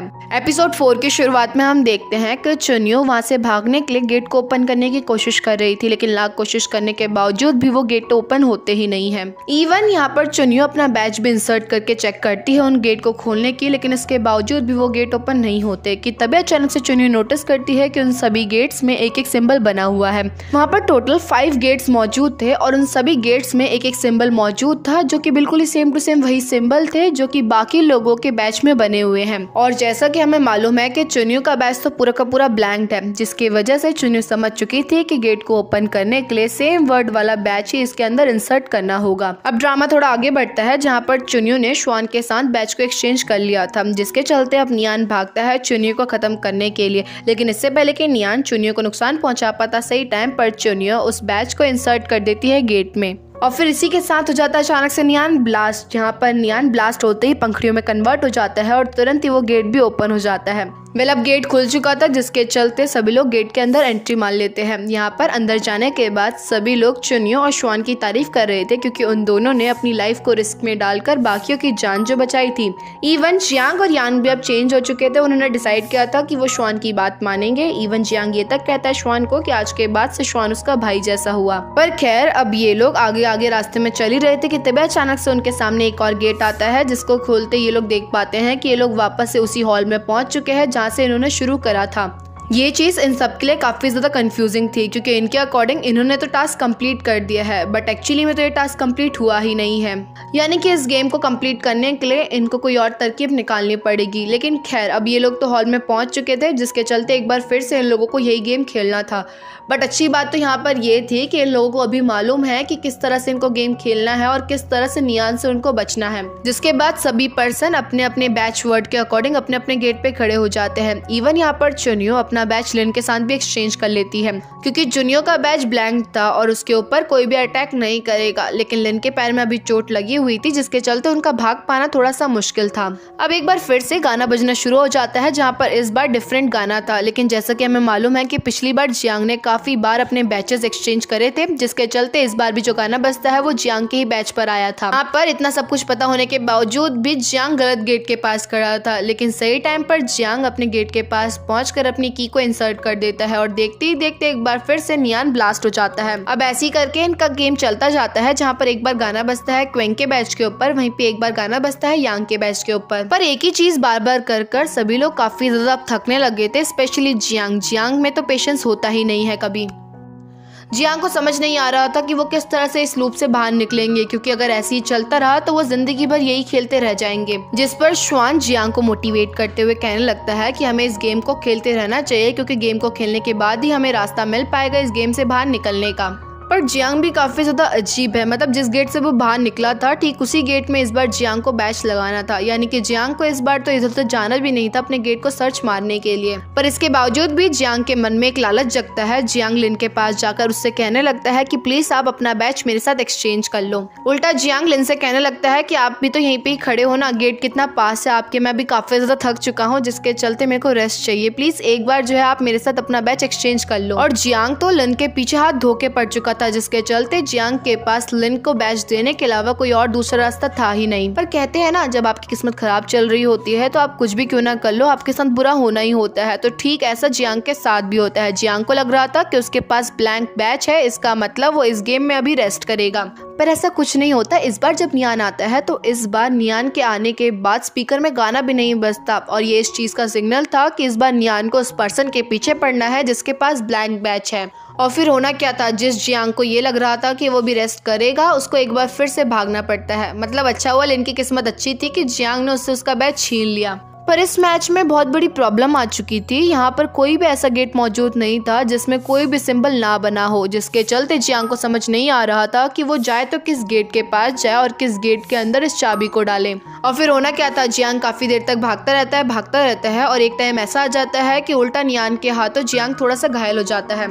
लेकिन इससे पहले कि नियान जियांग को मार पाता, इतने में यांग आ जाता है जियांग के पास और उसके साथ अपने बैच को एक्सचेंज कर लेता है। और यांग ने ये सब कुछ इसलिए करा क्योंकि यांग के लिए भी जियांग काफी ज्यादा इम्पोर्टेंट था, जिसके चलते अब नियान पीछे पड़ जाता है यांग के उसे खत्म करने के लिए। और यांग कितना भी क्यों ना भाग ले और कितना भी एथलीट टाइप का पर्सन क्यों ना हो, लेकिन एक ना एक बार तो उसे थकना था ही। और होता भी कुछ ऐसा ही है, जियांग की तरह यांग भी काफी ज्यादा थक जाता है और इवन नियान के हाथों काफी ज्यादा इंजर्ड भी हो जाता है। और ये सिचुएशन इतनी ज़्यादा क्रिटिकल हो चुकी थी जिसके चलते यांग लेटा पड़ा था, यानी कि गिर चुका था और उसमें इतनी हिम्मत भी नहीं थी कि वो खड़ा होकर दोबारा से भाग सके। जिस पर जियांग यांग को बचाने के लिए यांग को कहने लगता है कि मुझे अपना बैच फेंक कर दो। यहाँ पर इवन यांग अपने आप को बचाने के लिए जियांग की तरफ बैच फेंक तो देता है, लेकिन इससे पहले कि जियांग उस बैच को पकड़ पाता एक बार फिर से वो बैच डिसअपियर हो जाता है और यांग के सीधे गले में टंग जाता है। और अब होना क्या था, यांग के तो जस्ट सर पे वो राक्षस खड़ा हो रखा था और यांग के पास इतना टाइम भी नहीं था कि वो बैच अपना गले से निकालकर किसी और को पास कर सके, जिसके चलते नियान कुछ ही सेकंड में यांग को निकल जाता है। और ये मोमेंट सभी के लिए काफी ज्यादा इमोशनल था, स्पेशली जियांग के लिए, क्योंकि जियांग के लिए तो उसके दोनों दोस्त अब मारे जा चुके हैं। पर यहाँ पर हल्की सी एक चीज अच्छी हो जाती है, जब नियान यांग को खा रहा था उस टाइम पर चुनियो और श्वान की नजर पड़ जाती है नियान के गले में लटके हुए घंटी पर, जहाँ पर ये लोग नोटिस करते हैं कि नियान के गले में जो घंटी लटकी हुई है वो एक्चुअली में घंटी नहीं है, बल्कि वहाँ पर भी की डालने के लिए एक स्पेस बनाई गई है। यानी कि इस गेम को प्रॉपर्ली कंप्लीट करने के लिए इन नियान के गले में लटकी हुई घंटी के अंदर ब्लैंक बैच को डालना होगा। इनको मालूम पड़ चुका था कि इस गेम को किस तरह से कंप्लीट करना होगा, जिसके चलते श्वान तुरंत ही भागकर जाता है और ब्लैंक बैच को पकड़ लेता है, जिसके बाद नियान पड़ जाता है श्वान को मारने के लिए। यहाँ पर नियान इससे पहले कि श्वान को खत्म कर पाता, इतने में वहाँ पर चुनियो आकर श्वान के साथ बैच को एक्सचेंज कर लेती है। और फिर होना क्या था, इसके बाद नियान सीधा पीछे पड़ता है चुनियो के। यहाँ पर चुनियो भागते भागते एक ऊंची वाली लोकेशन में चढ़ जाती है, लेकिन हाँ नियान तो ऑलरेडी काफी बड़ा था, जिसके चलते नियान के लिए तो हाइट मैटर करती ही नहीं है, जिसके चलते नियान चुनियो को मार पाता कि इतने में एक बार फिर से चुनियो अपने बैच को श्वान को पास करवा देती है। और इस बार ये इनका लास्ट पासिंग था, क्योंकि इस बार जैसे ही नियान श्वान की तरफ भागता है उसे मारने के लिए, तो ठीक उसी टाइम पर चुनियो भी नियान के ऊपर जंप मार देती है और सीधा उसके सर पे चढ़ जाती है। और जैसे ही चुनियो नियान के सर पे चढ़ती है तो तुरंत ही श्वान भी पीछे की तरफ मुड़ता है और तुरंत ही जो है नियान की तरफ भागता है, जहाँ पर इससे पहले कि नियान श्वान को मार पाता, इतने में चुनियो नियान के सींग को खींचती है और तुरंत ही उसके मुंह को ऊपर की तरफ कर देती है। यहाँ पर चुनियो ने नियान के सर को इसलिए खींचा ताकि नियान गलती से भी श्वान को खा ना जाए और साथ साथ जो है श्वान के लिए भी इजी हो जाए नियान की घंटी के अंदर बैच डालने के लिए। और एक बार फिर से ये दोनों के दोनों एक साथ मिलकर इस कंपटीशन को भी कंप्लीट कर देते हैं, जहाँ पर जैसे ही श्वान नियान की घंटी के अंदर उस बैच को डालता है तो देखते ही देखते नियान उसी टाइम पर वहीं पे फट जाता है। और इतना ही नहीं बल्कि इस बार तो अनाउंसमेंट भी होती है कि फाइनली उन्होंने इस टास्क को भी कंप्लीट कर दिया है। वेल ऑफ कोर्स सभी लोगों को काफी ज्यादा खुशी थी कि उन्होंने इस गेम को कंप्लीट तो कर दिया, लेकिन हाँ इसके साथ साथ जियांग को काफी ज्यादा दुख भी हो रहा था, क्योंकि उसका एक और दोस्त आज मारा गया। बेले गेम भले यहाँ पर कंप्लीट हो चुका हो, लेकिन यहाँ पर हम देख पाते हैं कि एक अननोन पर्सन के पास इस पूरे गेम की फुटेज मौजूद थी और वो काफी चाव से इस पूरी वीडियो को देखने में लगा हुआ था कि किस तरह से ये लोग इस गेम को खेल रहे हैं। खैर, जब एक बार फिर से श्वान की आंख खुलती है तो इस बार भी श्वान अपने रूम में ही मौजूद था। यहाँ पर श्वान देखता है कि जो पिछली रात उसने सर्च मारा था उसका रिजल्ट भी इंटरनेट पे आ चुका है। यहाँ पर इंटरनेट के अकॉर्डिंग किसी के पास भी ब्रेन की इतनी ज्यादा नॉलेज नहीं है और इवन अभी भी स्टिल जो है ब्रेन के बारे में रिसर्च चलने में लगी हुई है। वहीं पे दूसरी तरफ चुन्यू और क्विंग को होश आते ही तुरंत ये लोग भागते हैं यांग के वार्ड की तरफ ताकि वो यांग की कंडीशन चेक कर पाए। इवन जियांग भी काफी टाइम से कोशिश कर रहा था यांग को उठाने की, लेकिन इसके बावजूद भी यांग नहीं उठ रहा था। कुछ ही देर में वहाँ पर डॉक्टर आकर यांग का चेकअप करते हैं, जहाँ पर डॉक्टर जियांग को बताने लगते हैं कि पिछली रात यांग ने ड्रिंक करा और अल्कोहलिक होने की वजह से वो अब कोमा में जा चुका है। यहाँ पर चुन्यू को तो डॉक्टर जिया की बात पे यकीन नहीं हो रहा था, क्योंकि कोई पर्सन सिर्फ और सिर्फ अल्कोहलिक होने की वजह से कोमा में कैसे जा सकता है। पर खैर, जियांग को तो काफी खुशी हो रखी थी कि यांग अभी भी जिंदा है, चलो वो कोमा में गया है, कभी ना कभी तो वो जग ही जाएगा। डॉक्टर जिया अपना काम करने के बाद वहाँ से चले जाता है, जिसके बाद चुन्यू, क्विंग और जियांग कमरे में जाते हैं। यहाँ पर चुन्यू जियांग से कहने लगती है कि चलो मान लेते हैं कि सच में तुम्हारा फ्रेंड कोमा में गया हुआ है और वो जल्दी ठीक हो जाएगा, लेकिन तुम्हारे दूसरे फ्रेंड का क्या, हैन अभी कहाँ पर है? जिस पर जियांग चुन्यू से कहने लगता है कि मुझे खुद नहीं मालूम कि हैन अभी कहाँ पर है। और रही बात हैन की, तो डायरेक्टर चेन से हमने पूछा था कि वो कहाँ पर गया, तो डायरेक्टर चेन के अकॉर्डिंग हमारे उठने से पहले हैन ऑलरेडी खुद को डिस्चार्ज करवाकर यहाँ से जा चुका था।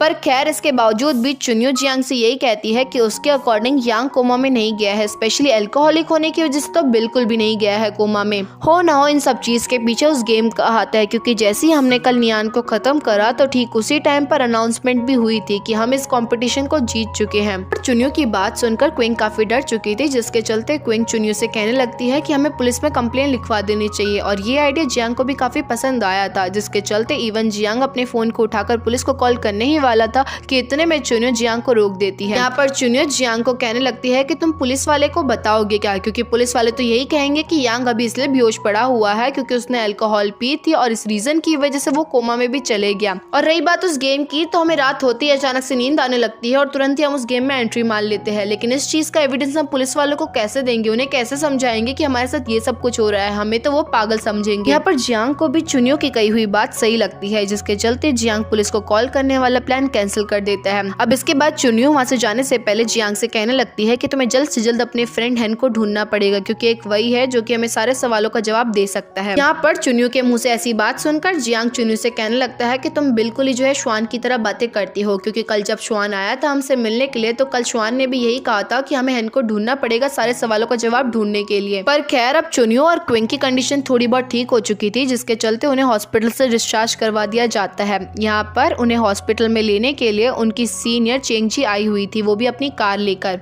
ये लोग कार में बैठकर हॉस्टल की तरफ जा ही रहे थे कि तभी अचानक से चेंगजी को श्वान का कॉल आता है, जहाँ पर श्वान का नाम सुनकर चुन्यू थोड़ा सा हैरान रह जाती है। चेंगजी श्वान से बात करने के बाद जैसी फोन को कट करती है तो चुन्यू चेंगजी से पूछने लग जाती है कि क्या हमारे कॉलेज में श्वान भी रहता है। जिसके बाद चुन्यू को एक बहुत बड़ी बात श्वान की मालूम पड़ती है कि श्वान उनके कॉलेज का सीनियर तो है, लेकिन उसके साथ साथ श्वान जो है वहाँ पर बच्चों को पढ़ाया भी करता है, एक तरह से पार्ट टाइम जॉब करा करता है उस कॉलेज में। और यही बात चुन्यू को काफी ज्यादा शॉक कर देती है, क्योंकि श्वान उनके ही कॉलेज का टीचर था, लेकिन इसके बावजूद भी श्वान ने ये बात चुन्यू को नहीं बताई। और इसी के साथ हमारे एपिसोड 4 और पार्ट 2 का एंड होता है। एपिसोड 5 की शुरुआत में हम देखते हैं कि चुन्यू हॉस्टल पहुंचकर तुरंत एक क्विंग को रूम के लिए भेज देती है और उसके बाद अकेले चली जाती है ओल्ड बिल्डिंग की तरफ। ओल्ड बिल्डिंग में घुसने के बाद चुन्यू देख पाती है कि वहाँ पर हर जगह अंधेरा हो रखा था, और इतना ही नहीं बल्कि वहाँ पर जगह जगह पर मकड़ी के जाले भी लगे हुए थे, मानो वहाँ पर काफी सालों से कोई भी नहीं घुसा हो। यानी कि उस बिल्डिंग को देखकर ऐसा बिल्कुल भी नहीं लग रहा था कि चुन्यू पिछली रात ही उस बिल्डिंग में गई होगी। पर खैर, चुन्यू स्टिल कमरों को ढंग से देखने में लगी रहती है, क्या पता चुन्यू को कोई सबूत मिल जाए। चुन्यू ये सब कुछ सोच ही रही थी कि तभी अचानक से चुन्यू ऐसा फील करती है कि वहाँ पर उसके अलावा भी कोई और मौजूद है।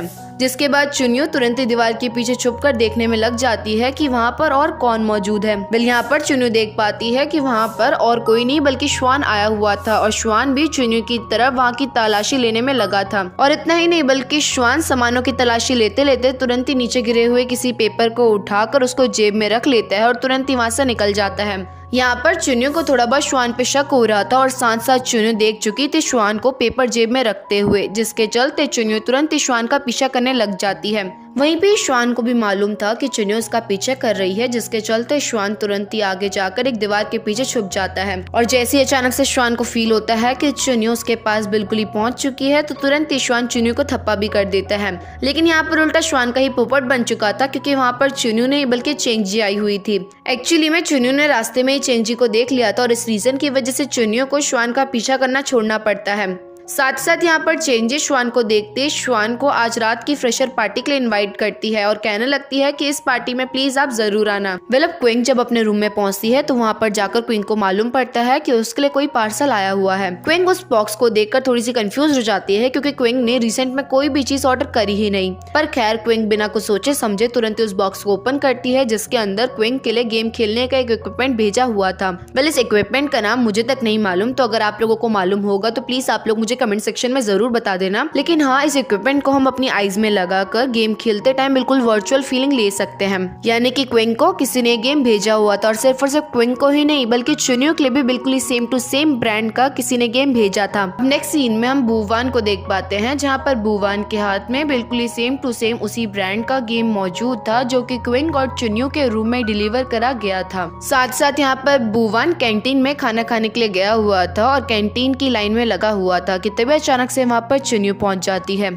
चुन्यो यहाँ पर आई हुई थी श्वान को फॉलो करते हुए, लेकिन चुन्यो नहीं चाहती थी कि श्वान उसको नोटिस करे और इसी रीजन की वजह से चुन्यो भी बुवान के पीछे खाने वाली लाइन में लग जाती है। यहाँ पर बुवान चुन्यो को देखकर उससे बात करने की कोशिश करता है और साथ साथ ये भी कहने लगता है कि हम दोनों सेम स्कूल में पढ़ा करते थे। पर चुन्यो तो बुवान को जानती तक नहीं थी और ना ही इससे पहले चुन्यो ने कभी बुवान को देखा था कि तभी अचानक से चुन्यो की नजर पड़ती है बुवान के गेम पर, जिस पर बुवान चुन्यो को बताने लगता है कि ये गेम रिसेंट में ही आया है और काफी ज्यादा ट्रेंडिंग में चल रहा है और इसी रीजन की वजह से मैंने ये गेम खरीदा। पर इस गेम को खरीदने में मेरी हालत खराब हो गई, क्योंकि मार्केट में इसके कुछ ही स्टॉक आते और बहुत ही जल्दी बिक जाते। चुन्यो बुवान की बातें सुनी रही थी कि इतने में चुन्यो देखती है कि श्वान तो वहाँ से गायब हो चुका है। तभी इतने में चुन्यो के खाना लेने का भी नंबर आ जाता है, जिसके बाद यहाँ पर खाना सर्व कर रहा था लाओलिन, जो कि चुन्यो को देखते ही चुन्यो की प्लेट में काफी सारा खाना डालता है। और जब चुन्यो के बाद बुवान का नंबर आता है खाना लेने का, तो उस टाइम पर लाओलिन बुवान की प्लेट में काफी कम खाना डालता है, जिसे देखकर बुवान को लगने लगता है कि शायद से ये फूड सर्विंग वाला पर्सन हमारे साथ भेदभाव करने में लगा हुआ है। पर बुवान को क्या पता कि लाओलिन चुन्यो को ऑलरेडी जानता है और इवन गेम के दौरान चुन्यो ने अपना ब्लैंक बैच लाओलिन को सौंपा था, क्योंकि उसके पैरों में लगी हुई थी। ड्रामा थोड़ा आगे बढ़ता है, जहाँ पर रात हो चुकी थी, यानी कि फेयरवेल पार्टी भी शुरू हो गई थी। उस फेयरवेल पार्टी में सभी लोग गए हुए थे, जहाँ पर चुन्यो और क्विंग एक साथ बैठे हुए थे और वहीं पे श्वान सबसे आगे वाली सीट पर। यहाँ पर सभी लोगों का ध्यान था फेयरवेल पार्टी के प्रोग्राम में, वहीं पे दूसरी तरफ चुन्यो का ध्यान था सिर्फ और सिर्फ श्वान की तरफ। चुन्यो देखने में लगी हुई थी कि श्वान क्या क्या करने में लगा हुआ है। वहीं भी हम देख पाते हैं कि इस पार्टी में बुवान भी गया हुआ था, जहाँ पर बुवान सीट ढूंढते ढूंढते सीधा चले जाता है नान के बगल में बैठने के लिए, जहाँ पर बुवान को परफॉर्मेंस काफी अच्छी लगती है और इस रीजन की वजह से बुवान काफी खुश होते हुए तालियां बजाने लगता है। लेकिन बुवान को मालूम नहीं था कि उसकी बॉटल की कैप खुली हुई है, जिसके चलते बुवान की बॉटल में से थोड़ा बहुत पानी नान के कपड़ों में भी गिर जाता है। यहाँ पर शुरुआत में तो बुवान को लग रहा था कि नान एक लड़का है और इस रीजन की वजह से बुवान नान की हेल्प करने लग जाता है कपड़े पोंछने में। साथ साथ यहाँ पर बुवान नान को बड़ी कह के भी बुलाने लगता है, जिस पर नान बुवान से कहने लगती है कि मैं तुम्हारी बड़ी वडी नहीं हूँ। अब जब बुवान भी नान को ध्यान से देखता है तो तुरंत ही हंसने लग जाता है और कहने लगता है कि तुम तो एक लड़की हो, जिसके बाद बुवान नान को अपना इंट्रोडक्शन देने लग जाता है। यहाँ पर बुवान नान से थोड़ी बहुत बात करना चाहता था, लेकिन नान को तो बुवान में इंटरेस्ट था ही नहीं। अब कुछ ही देर में डांस परफॉर्मेंस भी होने लगती है, जहाँ पर लड़कियों को डांस करता हुआ देख नान भी इमेजिन करने लग जाती है कि किस तरह से वो भी स्टेज में परफॉर्मेंस दिया करती थी। नान अपने पास्ट को याद कर थोड़ा सा इमोशनल हो जाती है और तुरंत ही वहाँ से चली जाती है अपनी स्टिक लेकर। यहाँ पर बुवान भी नान की कंडीशन को देख चुका था कि नान को चलने में प्रॉब्लम होती है, जिसके चलते बुवान नान से कहता भी है कि क्या मैं तुम्हारी हेल्प कर दूं, बट नान बुवान को साफ साफ मना कर देती है कि मुझे टच मत करो। जिसके बाद नान तुरंत ही हॉल से बाहर निकल जाती है। वहीं पे बुवान भी नान को थोड़ा बहुत मनाने के लिए उसके पीछे पीछे चले जाता है। वहीं पे श्वान भी कुछ ही देर में बोर होकर तुरंत ही हॉल से बाहर निकल जाता है, जहाँ पर श्वान को बाहर जाता हुआ देख तुरंत ही चुन्यो भी श्वान के पीछे पीछे चली जाती है। यहाँ पर क्विंग चुन्यो को रोकते हुए उससे पूछती भी है कि तुम कहाँ जा रही हो, जिस पर चुनियो क्विंग से झूठ कहते हुए कहने लग जाती है कि मैं अभी आई, थोड़ी देर में मैं टॉयलेट जा रही हूँ। बट जब क्विंग थोड़ा बहुत चुनियो का पीछा करती है तो यहाँ पर क्विंग को मालूम पड़ जाता है कि चुनियो टॉयलेट नहीं गई, यानी कि चुनियो ने उससे झूठ कहा। और ये चीज क्विंग को हल्की सी बुरी लगती है, क्योंकि क्विंग अपनी लाइफ की हर चीज चुनियो को बताया करती थी, वहीं पे चुनियो स्टिल क्विंग को इतना अच्छा दोस्त नहीं मानती है अपना। दूसरी तरफ नान अपने गर्ल्स हॉस्टल की तरफ जा ही रही थी कि तभी इतने में नान वापस नोटिस करती है कि बूवन स्टिल उसका पीछे करने में लगा हुआ है, जिससे काफी ज्यादा परेशान हो नान बूवन से पूछने लगती है कि तुम मेरा पीछा क्यों कर रहे हो। यहाँ पर बूवन नान से थोड़ी बहुत बात करना चाहता था, जिसके चलते बूवन नान से कहने लगता है कि मेरे पास ये बहुत मजेदार सा गेम है, क्या तुम इस गेम को खेलना पसंद करोगी। ये गेम काफी ज्यादा अमेजिंग है और इस गेम को खेलने में ऐसा लगता है कि तुम सच में ये गेम खेल रही हो, यानी कि लाइव गेम खेल रही हो। पर नान तो बूवन को इग्नोर मारना चाहती थी, जिसके चलते नान बूवन को बिना कुछ कहे तुरंत ही दूसरी तरफ चली जाती है। यहाँ पर एक बार फिर से बूवन नान को रोकते हुए कहने लगता है कि क्या हम दोनों वीचैट में एक दूसरे के साथ कनेक्ट हो सकते हैं ताकि हम एक दूसरे से बात कर सके। बट नान को तो बूवन काफी अनोइंग लगने लग गया था, जिसके चलते नान बूवन की बातों को इग्नोर मारते हुए अपने रूम की तरफ निकल जाती है। अब नान अपने रूम में पहुंचकर कुछ देर चेयर में बैठी होती है कि इतने में नान की नजर पड़ती है क्विंग के टेबल में रखे हुए उसी गेम पर जो कि बूवन नान को खेलने के लिए कह रहा था। और यहीं पे ये सीन कट हो जाता है। तरफ क्विंग भी अपने हॉस्टल की तरफ जा रही थी, क्योंकि क्विंग के पास कोई भी उसका दोस्त था ही नहीं, तो वो पार्टी एंजॉय कैसे करती। इतने में रास्ते में क्विंग को एक कैट दिखाई देती है, जिसके साथ क्विंग थोड़ा बहुत खेलने लगती है कि तभी अचानक से क्विंग फील करती है कि उसके पीछे कोई आदमी मौजूद है। शुरुआत में तो क्विंग थोड़ा सा डर जाती है और जैसी पीछे मुड़ती है तो पीछे मुड़ने के बाद क्विंग को मालूम पड़ता है कि उसके पीछे और कोई नहीं बल्कि डॉक्टर जिया है। यहाँ पर क्विंग डॉक्टर जिया से रीजन पूछने लगती है कि वो यहाँ पर क्या कर रहा है, जिस पर डॉक्टर जिया क्विंग को बताता है कि एक्चुअली में उसने भी यहीं से अपना कॉलेज कंप्लीट करा था, यानी कि एक तरह से डॉक्टर जिया क्विंग का सीनियर हुआ। साथ साथ यहाँ पर बातों बातों में डॉक्टर जिया क्विंग से पूछने लगता है कि तुम्हारी फ्रेंड चुनियो कहाँ पर है, जिस पर क्विंग डॉक्टर जिया को बताती है कि मुझे नहीं मालूम कि वो कहाँ पर गई है। जहाँ पर क्विंग का ये जवाब सुनकर डॉक्टर जिया क्विंग से कहने लगता है कि तुम्हें कैसे नहीं मालूम कि चुनियो अभी कहाँ पर है, तुम दोनों बेस्ट फ्रेंड्स नहीं हो क्या, मुझे तो लगा था कि तुम दोनों काफी अच्छे फ्रेंड्स होगे। अब वापस हम चुनियो को देख पाते हैं, जहाँ पर चुनियो श्वान का पीछा करते करते उसके घर तक पहुँच गई थी। और इतना ही नहीं बल्कि चुनियो कोशिश करती है श्वान के गेट के लॉक को तोड़ने की। चुनियो श्वान के गेट को खोलने की कोशिश कर ही रही थी कि तभी इतने में श्वान चुनियो के पीछे खड़े होकर उसे उल्टा डोर लॉक बताने लग जाता है। अब होना क्या था, चुनियो तो पकड़ी गई थी, जिसके चलते अब चुनियो बिना डरे श्वान के कमरे में घुसती है और इवन सारे कमरों की ढंग से तलाशी भी लेती है। यहाँ पर श्वान चुनियो के पीने के लिए पानी भी लेके आता है, जहाँ पर चुनियो ग्लास के ऊपर कुछ व्हाइट सा पाउडर देख पाती है और इस रीजन की वजह से उल्टा चुनियो पानी तक नहीं पीती, क्योंकि उसे लगने लगता है कि शायद से श्वान ने पानी में कुछ मिलाया हुआ है। और इस चीज को श्वान तक समझ चुका था, जिसके चलते श्वान शुरुआत में चुनियो के साथ काफी क्रीपी वे में बात करता है और फिर उसके बाद कहने लगता है कि मैंने पानी में नमक मिलाया हुआ है। श्वान कहने लगता है चुनियो से कि एक्चुअली मैं नमक वाला ही पानी पीता हूँ, बचपन में मुझे ये पानी काफी अजीब लगता था, लेकिन अब मुझे आदत पड़ चुकी है इस पानी की। और ये सब कुछ श्वान अपनी मॉम के थ्रू सीखा है, यानी कि श्वान की मॉम ही श्वान को नमक वाला पानी पिलाया करती थी ताकि श्वान की बॉडी में किसी भी इलेक्ट्रोलाइट की कमी ना हो। पर खैर इसके बावजूद भी चुनियो पानी नहीं पीती और श्वान से कहने लगती है कि काम की बात में आओ, तुम उस ओल्ड बिल्डिंग में क्या करने के लिए गए हुए थे। जिस पर श्वान चुनियो को बताने लगता है कि मैं उस ओल्ड बिल्डिंग की मेजरमेंट लेने के लिए गया हुआ था, क्योंकि जिस जगह पर हम लोग गेम खेलते हैं वो बिल्कुल ही same to same old building की तरह दिखाई देता है और इवन दोनों की मेजरमेंट बिल्कुल ही सेम थी, जिसके चलते मुझे शुरुआत में लगने लगा था कि किसी जादुई शक्ति की वजह से हम लोग रात में वहाँ पर गेम खेलने के लिए पहुँच जाते होंगे। पर काफ़ी देर सोचने के बाद मुझे एक चीज़ काफ़ी ज़्यादा कंफ्यूज करने लगी, अगर हम सच में उसी ओल्ड बिल्डिंग में गेम खेलने के लिए जाते हैं तो वो रातों रात एकदम से चेंज कैसी हो जाती है, क्योंकि जो ओल्ड बिल्डिंग उनके हॉस्टल में मौजूद है वो बिल्कुल ही कबाड़ खाने जैसी दिखाई देती है और वहीं पे जहाँ पर वो लोग गेम खेलने के लिए जाते हैं तो वो काफ़ी ज़्यादा सुंदर होती है। और कोई कितना भी फास्ट क्यों ना हो, लेकिन कोई भी पर्सन सिर्फ और सिर्फ एक दिन में किसी भी रूम को साफ नहीं कर सकता है, इतना ज़्यादा चमका नहीं सकता है। और चलो किसी पर्सन ने इतना ज़्यादा चमका भी दिया हो रूम, लेकिन इसके बावजूद भी नेक्स्ट डे वापस से हमें वो रूम बिल्कुल ही कबाड़ खाने जैसा दिखाई देता है।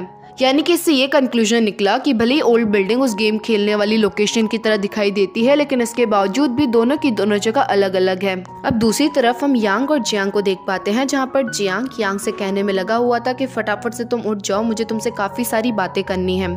साथ साथ यहाँ पर जियांग को अचानक से याद आता है कि उसे एक बार फिर से हैन को कॉल मिलाने की ट्राई करनी चाहिए ताकि वो पता कर सके कि हैन अभी कहाँ पर है। तब इतने में जियांग को याद आता है कि पिछली रात ही उसे उल्टा हैन का फोन इसी रूम में मिला था। यहाँ पर शुरुआत में जियांग को हल्के फुल्के नेगेटिव थॉट्स आने लगते हैं, जिस पर एक बार फिर से जियांग अपने मन को दिलासा देते हुए कहने लग जाता है कि नहीं, जो कुछ भी मैं सोच रहा हूँ वो बिल्कुल ही गलत है। हैन गलती से यहाँ पर अपना फोन भूला होगा और वैसे भी हैन को नया फोन चाहिए था, जिसके चलते हैन को जब मालूम पड़ा होगा कि उसका पुराना फोन गुम हो चुका है, जिसके चलते हैन ने इसको ढूंढने की ज्यादा कोशिश भी नहीं करी। अब जियांग ये सब कुछ सोचने में लगा ही हुआ था कि इतने में जियांग को किसी का कॉल आता है, जिससे बात करने के लिए जियांग तुरंत ही वॉशरूम में चले जाता है। अब जियांग कुछ देर अपने दोस्त से बात करने के बाद जैसे ही बाथरूम से बाहर निकलने ही वाला था कि इतने में जियांग नोटिस करता है कि बाहर 2 डॉक्टर आए हुए हैं यांग का चेकअप करने के लिए। यहाँ पर उन डॉक्टर्स की शक्ल तो नहीं दिखाई गई, लेकिन हाँ, उन डॉक्टर्स में से जो जूनियर डॉक्टर था वो अपने सीनियर से कहने में लगा हुआ था कि यांग की बॉडी में इतना अल्कोहल नहीं है जो कि कोमा का रीजन बन सके। यहाँ पर उस जूनियर डॉक्टर को थोड़ा बहुत शक था कि मे बी कोमा में जाने का कुछ और भी रीजन हो सकता है, जिसके लिए उन्हें यांग का एक और चेकअप करवाना चाहिए। जिस पर तुरंत ही वो सीनियर डॉक्टर जूनियर डॉक्टर से कहने लगता है कि हमें ज्यादा चेकअप करवाने की जरूरत नहीं है, तुम जाकर दूसरे पेशेंट्स को चेक करो।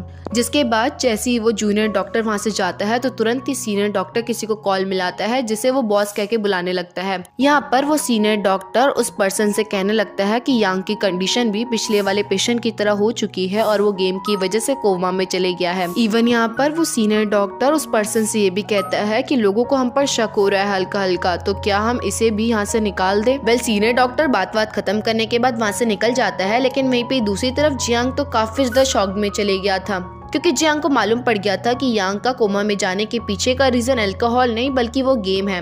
अब वापस से सीन चुनियो श्वान की तरफ बढ़ता है, जहाँ पर चुनियो श्वान के रूम में उसी गेम को देख पाती है जो कि बुवान के पास मौजूद था। साथ साथ यहाँ पर चुनियो श्वान से ये भी पूछने लगती है कि तुमने ओल्ड बिल्डिंग से क्या उठाया था, जिस पर श्वान चुनियो को कहने लगता है कि वो कुछ भी नहीं था, सिर्फ और सिर्फ एक कपड़े का टुकड़ा था जो कि मैंने जानबूझ के उठाया था ताकि तुम मेरा पीछा करो। लेकिन उस कपड़े के टुकड़े को देखने के बाद चुनियो को याद आता है कि जो आदमी उसे बार बार दिखने में लगा हुआ है बिल्कुल सेम टू सेम यही कपड़ा उसने भी पहना हुआ था। पर खैर इनकी बातें तो चलती ही रहेंगी कि तभी इतने में इनके फोन में टाइमर ऑन हो जाता है, वो भी गेम का, यानी कि 10 सेकेंड में इनका गेम शुरू होने वाला है। और ये मैसेज सिर्फ और सिर्फ चुनियो और श्वान के फोन में नहीं आता बल्कि क्विंग के भी फोन में आता है, जहाँ पर क्विंग को नींद नहीं आ रही थी। क्विंग सोचने में लगी हुई थी चुनियो भी कहाँ पर होगी, और इसी रीजन की वजह से क्विंग तुरंत ही खड़े होकर चुनियो को मैसेज करने लग जाती है कि वो भी कहाँ पर है। कि तभी इतने में क्विंग के भी फोन में टाइमर शुरू हो जाता है।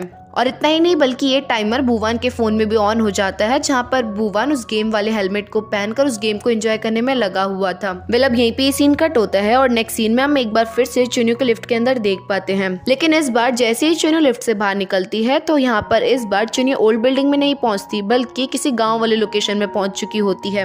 एपिसोड 6 की शुरुआत में चुनियो एक गाँव की लोकेशन में पहुंच चुकी थी, जहाँ पर कुछ ही देर में श्वान भी आ जाता है।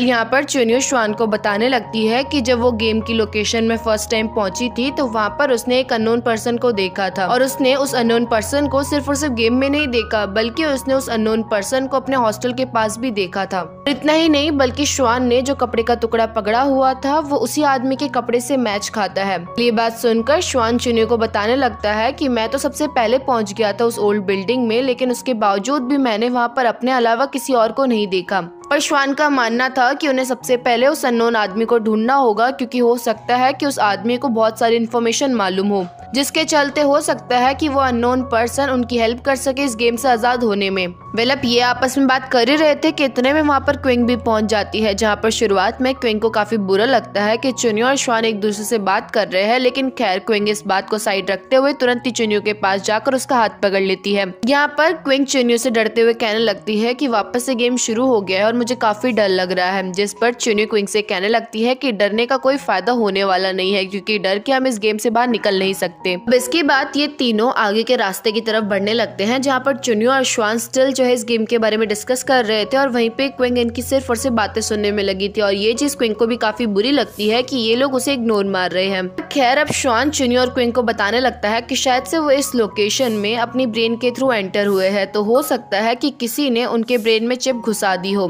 जिसे सुन क्विंग को समझ नहीं आता कि अगर ये सब कुछ उनके ब्रेन में लगे हुए चिप की वजह से हो रहा है तो उनके ब्रेन में चिप कब लगा। जिस पर चुन्यो कहने लगती है कि शायद से जब हम लोग हॉस्पिटल गए होंगे तो उसी टाइम पर किसी ने हमारे ब्रेन के अंदर चिप डाल दिया होगा। पर यहाँ पर श्वान का मानना था कि बाकी लोग तो हॉस्पिटल गए थे लेकिन श्वान तो हॉस्पिटल गया ही नहीं था, तो उसके ब्रेन में चिप कैसे आया। तभी इतने में चुन्यो और श्वान को एक साथ याद आता है कि शायद से जब वो लोग वर्चुअल गेम खेल रहे थे तो ठीक उसी टाइम पर उनके शायद से ब्रेन में चिप इंसर्ट हो गई होगी। पर स्टिल इसके बावजूद भी इन्हें 100% श्योरिटी नहीं थी कि ये बात उनकी सच होगी कि इतने में चुन्यो को याद आता है कि चुन्यो ने वो वर्चुअल गेम बुवान के पास भी देखा था, जिसके चलते चुन्यो श्वान और क्विंग से कहने लगती है कि मैं किसी और पर्सन के भी यहाँ पर आने का वेट कर रही हूँ। अगर वो पर्सन भी यहाँ पर पहुँच गया यानी कि सच में ये सब कुछ वर्चुअल गेम की वजह से हो रहा है। कुछ ही देर में वहाँ पर लिन और जियांग भी पहुँच जाते हैं, जहाँ पर जियांग को देखकर क्विंग जियांग से यांग की कंडीशन के बारे में पूछती है, जिस पर जियांग डॉक्टर की कही हुई बातें नहीं बताता उन्हें और उल्टा झूठ कहने लगता है कि यांग अभी ठीक है और हो सकता है कि वो 2 दिन में ठीक भी हो जाए अच्छे से। ये लोग आपस में बात कर ही रहे थे कि इतने में वहाँ पर बुवान भी पहुँच जाता है, यानी कि चुन्यो का शक सही निकला गेम को लेकर। ये सब कुछ सिर्फ और सिर्फ उस वर्चुअल गेम की वजह से हो रहा है। यहाँ पर बुवान बिल्कुल आदिवासी लुक में आया हुआ था क्योंकि बुवान के अकॉर्डिंग ये सच में कोई गेम चल रहा है, जिस पर जियांग और बाकी लोग भी बुवान से कहते हैं कि उसे ज्यादा उड़ने की जरूरत नहीं है, यानी कि जो बुवान सोच रहा है कि गेम में मजा आएगा वो सब कुछ बुवान को सोचने की जरूरत नहीं है। पर इसके बावजूद भी बुवान उनकी बातों में ज्यादा ध्यान नहीं देता क्योंकि बुवान के लिए सिर्फ और सिर्फ नॉर्मल सा गेम है जो कि बिल्कुल ही वर्चुअली उसे दिखाई दे रहा है। बुवान को क्या मालूम कि यहाँ पर सच में लोगों की डेथ हो रही है। अब ये लोग बात करते करते थोड़ा आगे जाते हैं, जहाँ आगे जाने के बाद इन्हें एक बड़ा सा मंदिर दिखाई देता है, जिसके अंदर घुसते ही अचानक से मंदिर का गेट बंद हो जाता है। यहाँ पर इन्हें मालूम पड़ चुका था कि हो ना हो इनका गेम अब इसी मंदिर के अंदर होगा, जिसके बाद ये लोग मंदिर को ढंग से देखने लग जाते हैं कि इतने में वहाँ पर क्विंग को पत्थर के ऊपर बहुत सारे हाथों के निशान दिखाई देते हैं, जिसके चलते क्विंग सभी लोगों को अपने पास बुलाती है। यहाँ पर सभी लोग ये चीज नोटिस कर पाते हैं कि वहाँ पर जितने भी हाथ बने हुए थे वो सारे के सारे हाथ उनके हाथ के साइज के अकॉर्डिंग थे। साथ साथ यहाँ पर चुन्यो एक और चीज नोटिस करती है कि यहाँ पर टोटल 7 हाथ बने हुए हैं और ये लोग तो उल्टा 6 ही है, यानी कि यहाँ पर एक और पर्सन इस गेम में आने वाला है लेकिन वो अभी तक यहाँ पर पहुंचा नहीं। पर खैर अब ये लोग अपने अपने हाथ की लोकेशन में अपने हाथ को इंसर्ट करते हैं क्योंकि बिना गेम खेले ये लोग इस दुनिया से बाहर निकल ही नहीं पाएंगे।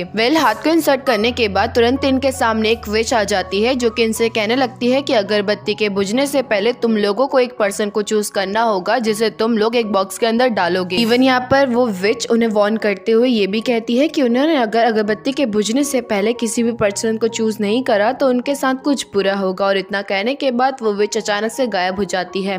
सभी लोगों के लिए काफी ज्यादा कंफ्यूजिंग था, उन्हें समझ नहीं आ रहा था कि वो किस पर्सन को बॉक्स के अंदर डाले क्योंकि उन्हें नहीं मालूम कि बॉक्स के अंदर जाने के बाद क्या होगा उनके साथ। साथ साथ यहाँ पर जियांग ये भी सोचने लगता है कि ये सभी एक ही कॉलेज से बिलोंग करते हैं, तो हो सकता है कि ये लोग अपना ग्रुप बनाकर मुझे उल्टा बॉक्स के अंदर डाल दें, जिसके चलते जियांग सभी लोगों से कहने लगता है कि क्यों ना हम लोग उस पर्सन को बॉक्स के अंदर डाले जो सबसे ज्यादा डरता हो। जियांग की ये बात सुनकर क्विंग काफी डर जाती है क्योंकि क्विंग को समझ आ गया था कि हो ना हो वो सभी लोग मिलकर उसे ही बॉक्स के अंदर डालेंगे और यहाँ पर किसी को भी नहीं पता कि बॉक्स के अंदर जाने के बाद क्या होगा उनके साथ। जिसके चलते क्विंग तुरंत ही चुन्यो के पास जाकर उसका हाथ पकड़ते हुए कहने लगती है कि प्लीज तुम मुझे बॉक्स के अंदर मत डालना, तुम्हें तो मालूम है ना कि मुझे अंधेरे से कितना ज्यादा डर लगता है। जिसके जवाब में चुन्यो क्विंग से कुछ नहीं कहती।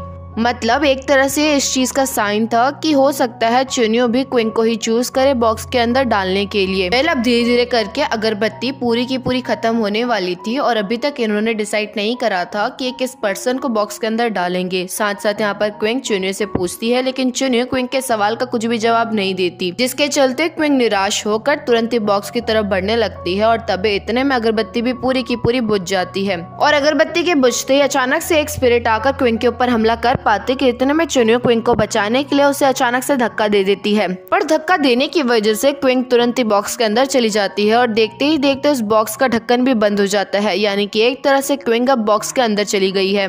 और इतना ही नहीं बल्कि बाहर अनाउंसमेंट होती है और बाहर खड़े लोगों को बताया जाता है कि इनका गेम शुरू हो गया है और इन्हें सारी की सारी स्पिरिट को खत्म करना होगा इस गेम में। ये स्पिरिट्स काफी ज्यादा शक्तिशाली थे, जहां पर श्वान उन्हें काफी मारने की कोशिश करता है लेकिन इसके बावजूद भी श्वान उनके सामने कमजोर पड़ रहा था। और इतना ही नहीं बल्कि स्पिरिट्स के पास एक अलग सी पावर थी जिसके चलते वो लोग इधर से उधर 2 सेकंड में भग जाते। तब इतने में स्पिरिट्स को मारते मारते अचानक से श्वान एक स्पिरिट के सर में मारता है, जहाँ पर सर में मारने की की वजह से तुरंत ही वो स्पिरिट घायल हो जाता है, यानी कि एक तरह से मर जाता है, जिसके चलते ये लोग समझ जाते हैं कि इन स्पिरिट्स को खत्म करने के लिए उनका हेड अलग करना पड़ेगा। पर टेक्निक पता होने के बावजूद भी स्टिल ये लोग कमजोर पड़ रहे थे, क्योंकि ये लोग नंबर्स में काफी कम थे और स्पिरिट्स नंबर में कुछ ज्यादा ही थे, जिसके चलते सारे के सारे स्पिरिट्स एक एक पर्सन के ऊपर हमला करने में लगे हुए थे। वहीं पे हम क्विंग की कंडीशन को भी देख पाते हैं, जहाँ पर क्विंग काफी ज्यादा डर चुकी थी। क्विंग चिल्ला चिल्ला के कहने में लगी थी कि फटाफट से कोई मेरा गेट खोल दो। यहाँ पर साथ साथ क्विंग अपने पास्ट की बातें याद करने लगती है कि किस तरह से बचपन में भी किसी ने उसे अलमारी के अंदर बंद कर दिया था। और इतना ही नहीं, इवन यहाँ पर क्विंग को इविल स्पिरिट्स की भी आवाजें सुनाई दे रही थी, जो कि बार बार क्विंग को मैनिपुलेट करने में लगी थी। यहाँ पर वो इविल स्पिरिट्स क्विंग को कहने में लगी थी कि कोई भी तुम्हारा अपना नहीं है। तुमने देखा ना किस तरह से चुनियों ने तुम्हें बॉक्स के अंदर डाल दिया। तुम उसे अपनी बेस्ट फ्रेंड मानती थी, लेकिन वो तुम्हें नहीं मानती है अपना फ्रेंड। और जैसा कि हमें मालूम है कि क्विंग काफी कोशिश करती रहती है कि वो किस तरह से चुनियों को खुश करे, किस तरह से चुनियों भी उसे अपनी बेस्ट फ्रेंड की तरह माने, लेकिन इतनी मेहनत के बावजूद भी चुनियों क्विंग को भाव तक नहीं देती। और इतना ही नहीं, बल्कि बाकी लोग तो चुनियों पे ध्यान तक नहीं देते, लेकिन इसके बावजूद भी चुनियों उनसे ज्यादा बात करती है, जैसे कि आजकल चुनियों श्वान पे ज्यादा ध्यान दे रही है। पर खैर, हम लोग अब बाहर का सीन देख पाते हैं, जहाँ पर सभी लोगों के ऊपर वो स्पिरिट्स काफी ज्यादा हावी होती जा रही थी कि तभी इतने में वहाँ पर एक लड़की आकर तुरंत ही सारे स्पिरिट्स के हेड को अलग कर देती है। और फिर होना क्या था, सारे स्पिरिट्स के हेड को अलग करते ही तुरंत ये लोग गेम जीत जाते हैं।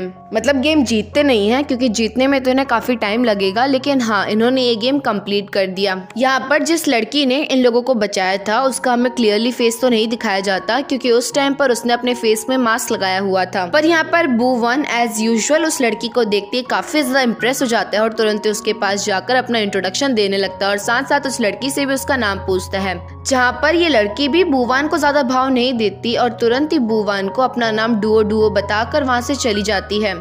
वेल, ये मैच कंप्लीट हो चुका था, जिसके चलते बॉक्स भी ओपन हो जाता है। जहां पर बॉक्स के ओपन होते हैं क्विंग सबसे पहले चुनियों को देखती है, लेकिन इस बार क्विंग काफी ज्यादा गुस्से भरी नजरों से चुनियों को देख रही थी, क्योंकि इविल स्पिरिट्स ने क्विंग को इतना ज्यादा मैनिपुलेट कर दिया था, जिसके चलते क्विंग को भी लगने लगा था कि हाँ, चुनियो मेरे से हेट करती है, चुनियो मेरे बारे में अच्छा नहीं सोचती। पर अगर क्विंग इस चीज को काफी अच्छे से सोचेगी तो शायद से आज क्विंग के लिए ही अच्छा हुआ। अगर क्विंग बॉक्स के अंदर नहीं जाती और इविल स्पिरिट अगर क्विंग के ऊपर हमला कर देती तो वो इजीली मारी जा सकती थी। पर बॉक्स के अंदर जाने के बाद क्विंग को तो सिर्फ और सिर्फ अंधेरे का सामना करना था, उसके ऊपर कोई अटैक करने वाला था ही नहीं वहाँ पर।